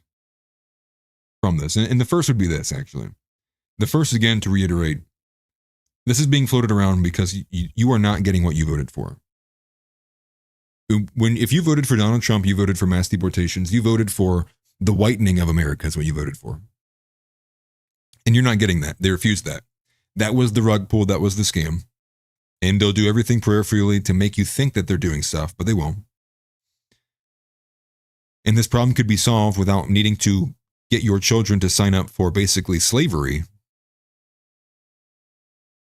You could just get the people out of the country who shouldn't belong here. And if that doesn't piss you off, I don't know honestly what will. But this is when Nick said that we will look back, I think it was Nick who said this, we will look back and we will look at MAGA as the biggest scam of all time. What truer words have been spoken? Obviously outside of those that find themselves in the Bible, but still, dude. Like, it is laughable how pathetic and just fake and contradictory to everything that we thought, everyone thought they were voting for, is what Trump has become. The second thing is this, and this is what I'm going to connect this to Chuck Mason. So I want to show you this response here. So somebody quote tweeted the post from, and this is what they said. Okay, for starters, no one is taking out a 50-year mortgage. Really? Really? We have You had hundreds and you had thousands, if not millions of people on DoorDash using Klarna to make interest payments on their Chipotle. People aren't going to take a 50-year-old mortgage out? What are we doing, man? Does nobody read the news? Does no one even pay attention? Your finger is not on the pulse. And like I would imagine, this guy's probably a boomer. His dad, husband aren't too professional. So I would wager he's a lot older than me. Maybe a Gen Xer, or maybe he's up there with a what's the word? Baby boomer. Maybe he's even silent generation. But this is what this guy says. He says, okay, for starters, no one is taking out a 50-year mortgage. And yes, 6.5% is high by 21st century standards. But when I was a kid, interest rates were around 18%. Imagine 18 cents of every dollar you borrow going to interest. And this was Woe's response. When Zoomers are doing unspeakable things to your family, remember that this post is why. It is an insult. It is an affront to our senses to be this disconnected from reality. To have your finger that far away removed from the pulse of what is actually going on. It's angering. And so this is what I mean when I'm talking to Chuck and I'm going like there's nothing that the boomers are going to do at this point where we're going to go, oh, okay, we agree. We'll find unity. It's over, dude. That bridge is burnt to the ground.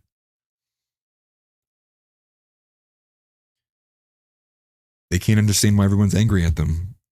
They just don't get it. Where's this all coming from?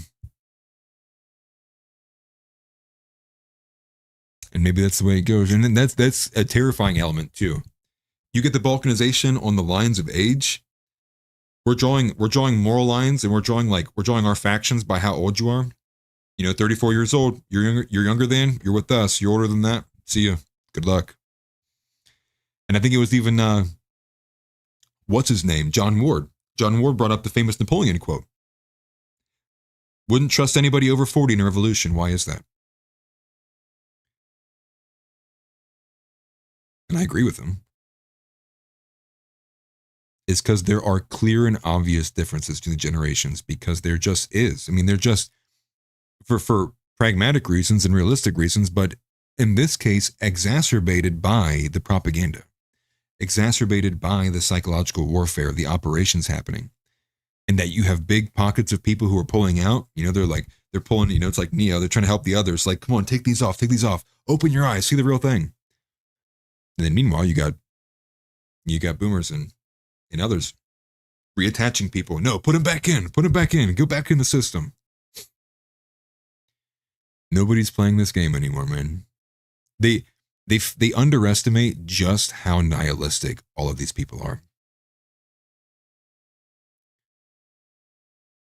And trust me, I know it's not all boomers. I get plenty of older guys in my comments who are like, I agree with Nick. I agree with this. So yeah, definitely. It's obviously not a monolith. And it's kind of shorthand for just people who are just in that matrix.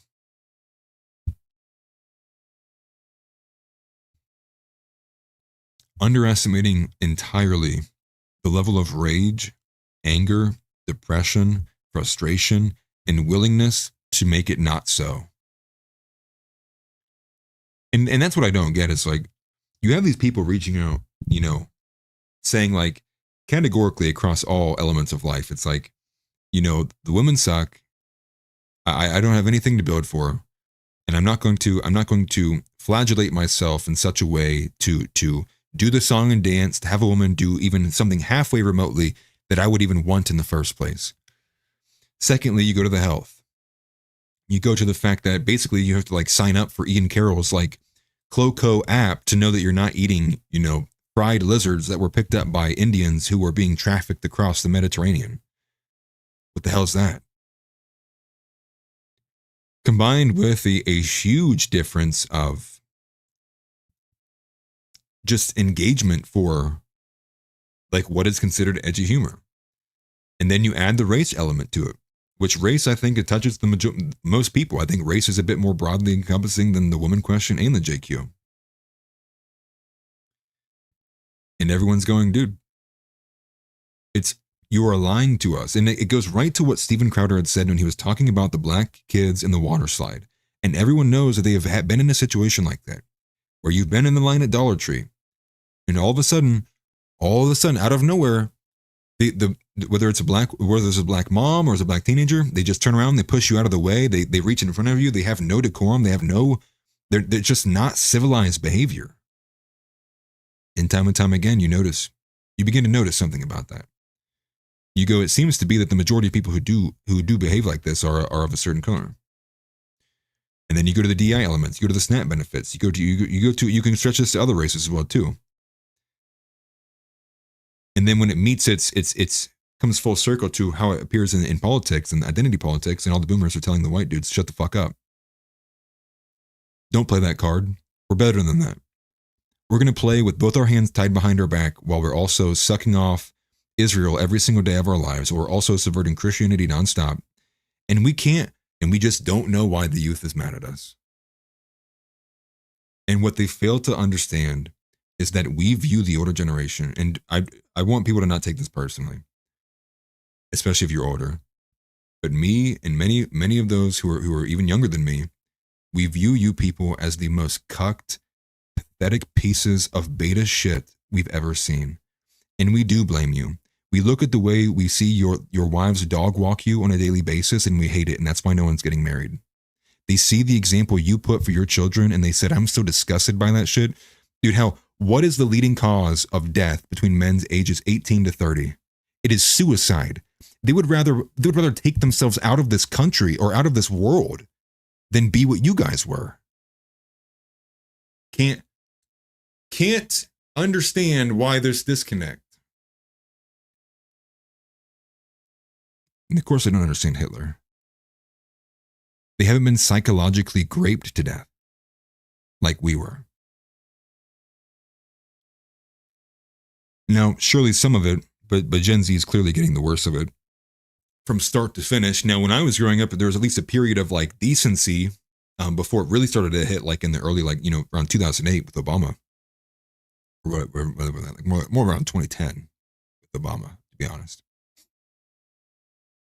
And it is depressing a little bit, because I do think this does not bode well at all. And I think it bodes for, and we don't want this. We don't want violence. We don't want violence. My clip in the nav intro is literally going, we don't want violence.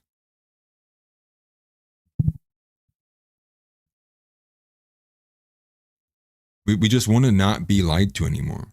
I want people to stop looking at objective facts about the differences between white and black IQ and pretending it's not a fucking thing. I want people to stop pretending like we're all the same. We are not. I want people to stop glossing over the Tower of Babel and the Bible and just completely omitting what it is.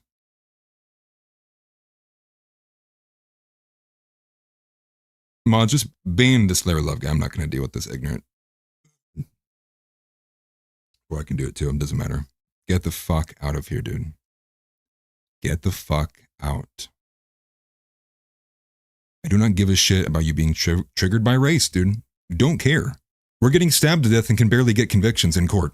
Longer than 18 months. The majority of you can't even understand per capita. And I'm supposed to my family's just supposed to suffer for that. I'm supposed to suffer for that. Everyone around me, my family's supposed to suffer for that because you guys can't just fucking get it together. Fuck that. And that's the energy. We're done. I'm done playing with that.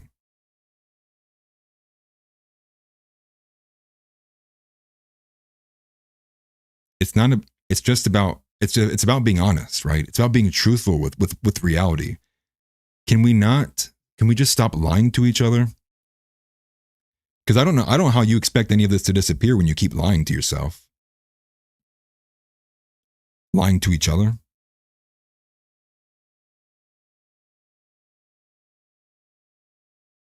And I don't want to be blackpilled. I really don't.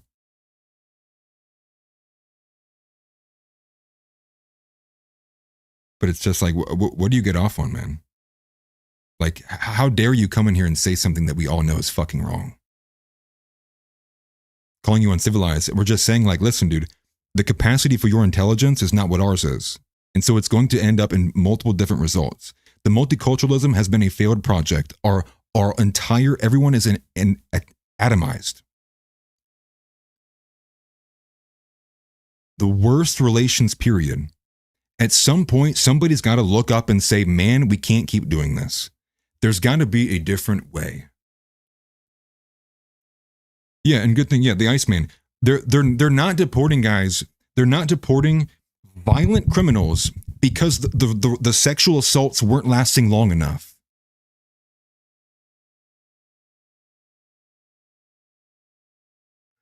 I don't want to crash out. I don't want to crash out, but I can't do it. I can't do it. I can't. That's the kind of stuff that makes me want to go. Maybe I don't even. Maybe I do just want to one shot myself and just well, not, you know. I mean, like in like with propaganda. Maybe I'll just sit down and I'll get one shotted, right? Let me put on some stuff. Let me just like, how can I just dizzle it down? Give myself brain freeze repeatedly. Lower my IQ by 1 every time I do it. I'm getting there.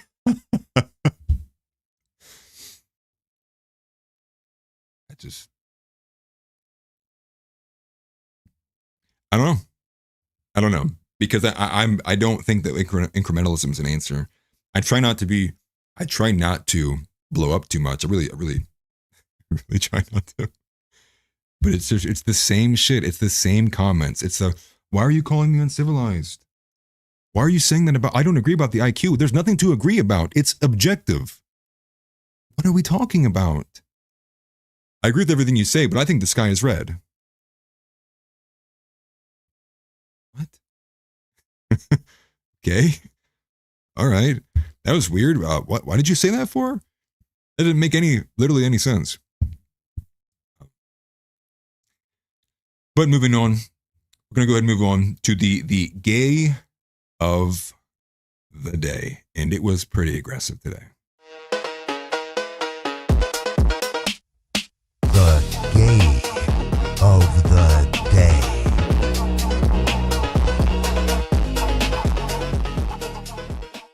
So today's gay of the day is actually two-parted. We have two. The first one that we have coming from Dave Portnoy. Dave Portnoy had a recent instance where a kid supposedly yelled hate speech at him and threw coins. And so we have this here from Dave Portnoy, and the heckler got arrested. Now, if he did throw the coins, I can kind of understand the arrest a bit more. If it was just words, less so. But here it is. And obviously we know it. They're going above and beyond for these specific groups. But this is Dominic Michael Trippy, who made anti-Semitic comments towards Portnoy, has been arrested and charged in Mississippi, according to TMZ. And so the aggregate of this is that here it is. Dave Portnoy, once again, going on and on about all the dangers of all this. But here's what I thought. So the video, this is from Harrison Smith. So this video started circulating on November 7th. This is from Harrison Smith. He says that's Dave Portnoy. He's a piece of shit. Says Twitter, identify this man. And so I'll go ahead and play the video here. The volume's okay. I like it. Hey, fuck the Jews! Fuck you, Dave Portnoy! Okay. So he threw coins near him. They didn't hit them, at least not that I saw. Not cool. Why you come in the camera, buddy? Why you come here? Oh my gosh.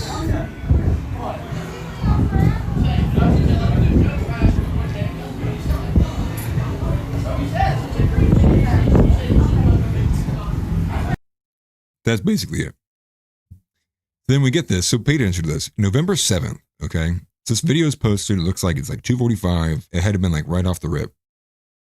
Okay, so this one says 119. Oh, because that's Harrison's on the 8th. Okay, so this is posted around 3 o'clock on November 7th. No joke. Immediately following, look at this. On November 9th from CBS News, I already have the clip here. At 5 p.m. on November 9th, so we're not even talking like 48 hours. He's already on a CBS interview talking about what happened. What is that turnaround? As Dave Portnoy being what the CEO, or at least the owner of Barstool Sports, he's like he didn't have prior obligations, or did he seriously drop literally everything to go do this interview?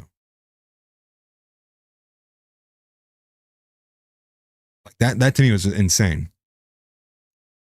The caption on this is hilarious. As a society, we must find a way to separate anti-Semitism and hating Dave Portnoy. But here's him. This is him in his own words on the CBS interview, literally less than 2 days later. I've seen in my own experience, just being Barstool, the difference between how much hate I get. I mean, occasionally you get, hey, kike or Jew or whatever. It's every day now. Like, there's a definitive shift in what's going on. So, yes, now I for me, being a Jewish person, like, you got to step up. You're kind of someone people look up to in the Jewish community. You have to be kind of like, quiet. This is not normal, ha-ha, with the guys. People are coming in with real hate. I've seen. So he's dressed up for, I mean, that was like the first thing I noticed was the date. I was like, less than 2 days later? Like the guy didn't have anything going on? But again, maybe that's because that was the most important thing that he could have possibly done was make sure he gets his statement out there, because that's what matters to Dave Portnoy. But it's just retarded. This is now like the second instance. Now, I didn't cover too much of the previous one, but I believe the last one was, what's his name? I can't remember the guy's name. It was a kid, but he wrote up on a sign, then recorded the video, and like that guy basically had like, they're like sending letters to re-educate him at the university he was at and stuff like that. I mean, it's just insane. And my point back again is all of this going on is where is one goddamn man to go, hey, listen, why don't we defend white people like this? And the bigger question is, why is it not like that? And why is every flailing attempt from a boomer to ensure that we don't do that? That we maintain this clear disparity, multiple tiers of justice, this hierarchy of identity groups with white men at the bottom, who is the majority of the country. Crazy. I can't. Where's the AWL? Where's the anti-white league, dude? Does that exist? Is that a thing? Maybe it is. I'll look it up real quick, actually. AWL.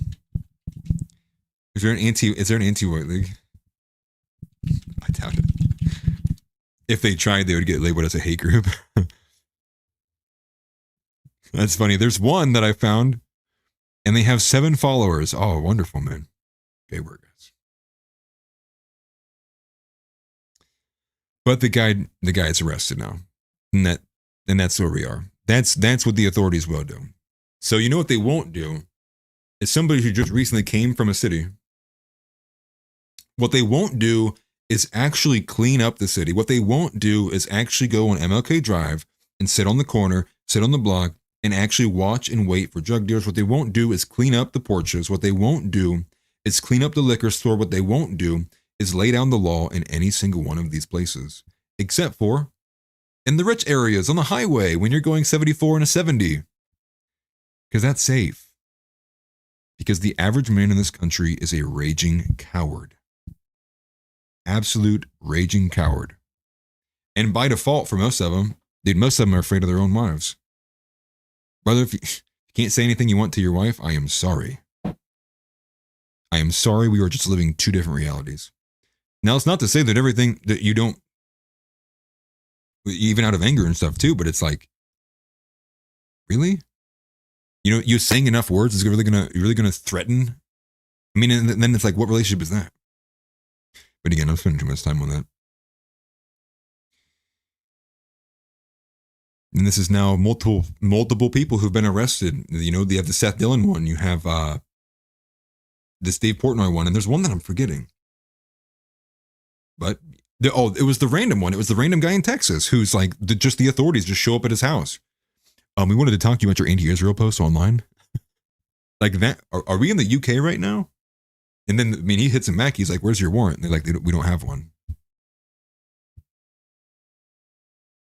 You got four guys with level 1 plates in my front yard, and yet there's 4 shootings a week in this city. Get the out. And that's the thing. They want us to care about the words that we say, while they don't care about us literally being genocided and being replaced in this insane wave of immigration that they're clearly not attempting to even halfway fight against outside of just appealing to the base. I appreciate that. I appreciate all the sacrifices that Scott Presler made for literally nothing. The guy's gay anyways, who cares? And this is the next one. This is the last one. This is the other gay of the day that we have here for you. And this is disturbing, so I will give you a warning already before I even play it, before I switch to it. From Colin Rugg, new. Radio host Stephanie Miller kisses the feet of Democrat Rep. Jasmine Crockett. Miller, can you confirm that I just kissed your sneakers? Crockett, this is true. Miller, future senator of the great state of Texas. I might fact check that. Is Stephanie Miller, is that not Stephen Miller's wife? Or am I really retarded? Hold on. Brother.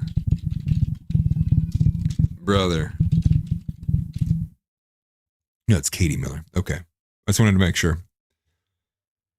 And there it is. We don't need to watch the video. There it is. I really don't want to make it much bigger than that. Here we go. The white guilt. The white guilt has shown its face again. I thought we were past this. I thought we were leaving this behind in 2019. I thought this was over.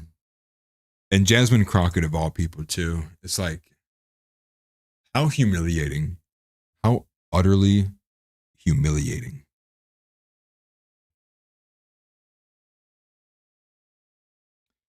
More of the same, guys. More of the same. And that basically brings us to the end of what I had to cover for today. Surprised I didn't drop the N-word about 5 times, to be honest with you. I get tired of dealing with it, dude. I really do. I'm so tired, man. I'm so tired of having to explain. Like, I would get if it was like someone wanted to know what my argument was. But to explain to someone who's in politics, who's spent their life in politics, and they can't quantify the young men on their side who have been on their side since they've been born's problems, we have a serious problem here. And the question is why? Is it that you don't know, you don't give it any credibility, or you really aren't paying attention at all? And which one of those is worse? You're telling me, and you get it from, Chuck said it, Glenn Beck said it, I'm sure there's many others in this space would say it. We don't get where this originated from. Why? Why don't you know that? Why do you dismiss everything? What is this holier than thou approach you have towards everything? I don't get it, man. I do, but at the same time I don't. I guess for me, I think when I see these Twitter ratios, and I'm on the social medias all the time, it's very obvious that you can notice a pattern of what side is winning and has been winning for a hot minute, and they can't see that. They think it's maybe they just think it's all foreign bots. Maybe that is their disconnect, just being not technologically savvy, and that's a huge burden for them to carry. Not ours though. Seek first the kingdom of God. I need to do a better job, to be quite honest with you, of not cussing, and quite frankly, being a better role model and example of Christianity. I need to clean myself up a bit more. So try not to emulate me too much. I do a poor job sometimes, but sometimes it's the anger's there, and I'd be lying to you if I didn't just let loose sometimes. Try not to, though. Try not to crash out all the time. But I appreciate you guys greatly. I appreciate everybody who showed up today. Expect on Thursday again. I'll say this today, but on Thursday there will be no offensively accurate. Will be visiting my grandfather, who is in hospice care, and he's my last grandparent I got left. So I want to go make sure I see him before he is no longer with us. And that's about it. Obviously NAV is running well. You have the faction show on Wednesday at 12 p.m. Also, make sure if you've not already, check out the Nav Sunday show from yesterday. People loved that episode. And then the Gripper Report is Saturdays 8 to 10 p.m. weekly. And also expect a couple more videos for me this week as well. But Tuesday, Wednesday, and Friday, I should be here, Offensively Accurate, 6 to 8 p.m. And I'm glad that you saw me on, what's it called? On Raymond's channel. I need to hit him up again. I feel for him, man. I really do. I really feel for Raymond, man. I get that people like want to write him off and call him like this and that. And like, I get it, dude. I get it. And I agree with half of what people are saying. But he needs help.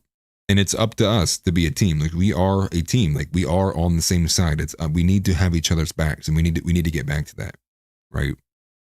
And in particular with Raymond, he and me and him were going back on something not too long ago on X. He's a pretty funny guy, but he does nail it quite a bit on the way that women act, especially online. But it's just sad to see somebody flail like that, and I'm rooting for him, man. Just like I'm rooting for all of you guys. Like, I'm rooting for everybody here. I want you guys to be successful. I want you guys to lead the best lives you can. I want you to not make the mistakes that I made. I want you to, like, when I'm talking about women, I'm speaking directly from the heart. I'm telling you as honest to God as I possibly can. You don't have to do what your fathers did, and you shouldn't. And that is not an example you should follow. And maybe it's a hard thing. It's just a hard thing to get across for guys who are struggling. But I'm telling you, and the AI World Champion put it in here earlier, if you have clear signs that your wife will not submit to your leadership or respect you as she should as your wife and to you, the husband, get out. It's not worth your life. It's not worth the sacrifice of your children. I have too many of my own friends who have watched their lives get basically taken from them because they chose poorly. And what does Matt Walsh say to that? Well, that's on them. Same thing he would say about Jeff Younger. The guy that all of conservative media basically memory hold and disappeared because they can't touch family court because they're all on leashes from their own wives. And I'll leave you with that.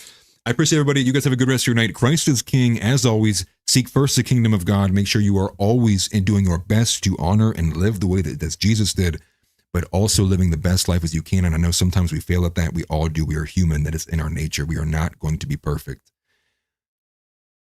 But I tell you what would be perfect: supporting Kash Patel and banning Pam Bondi, and as well as repealing the 19th and banning women from public life. Lord, we ask, please have mercy on us, and maybe, hopefully one day, we will get our country back. I appreciate all of you. I'll see you guys tomorrow. Take care. Get up and get out. Get out. Get out. I have a question for you. Say Christ is Lord. Say Christ is Lord. Say it. You say Christ is Lord.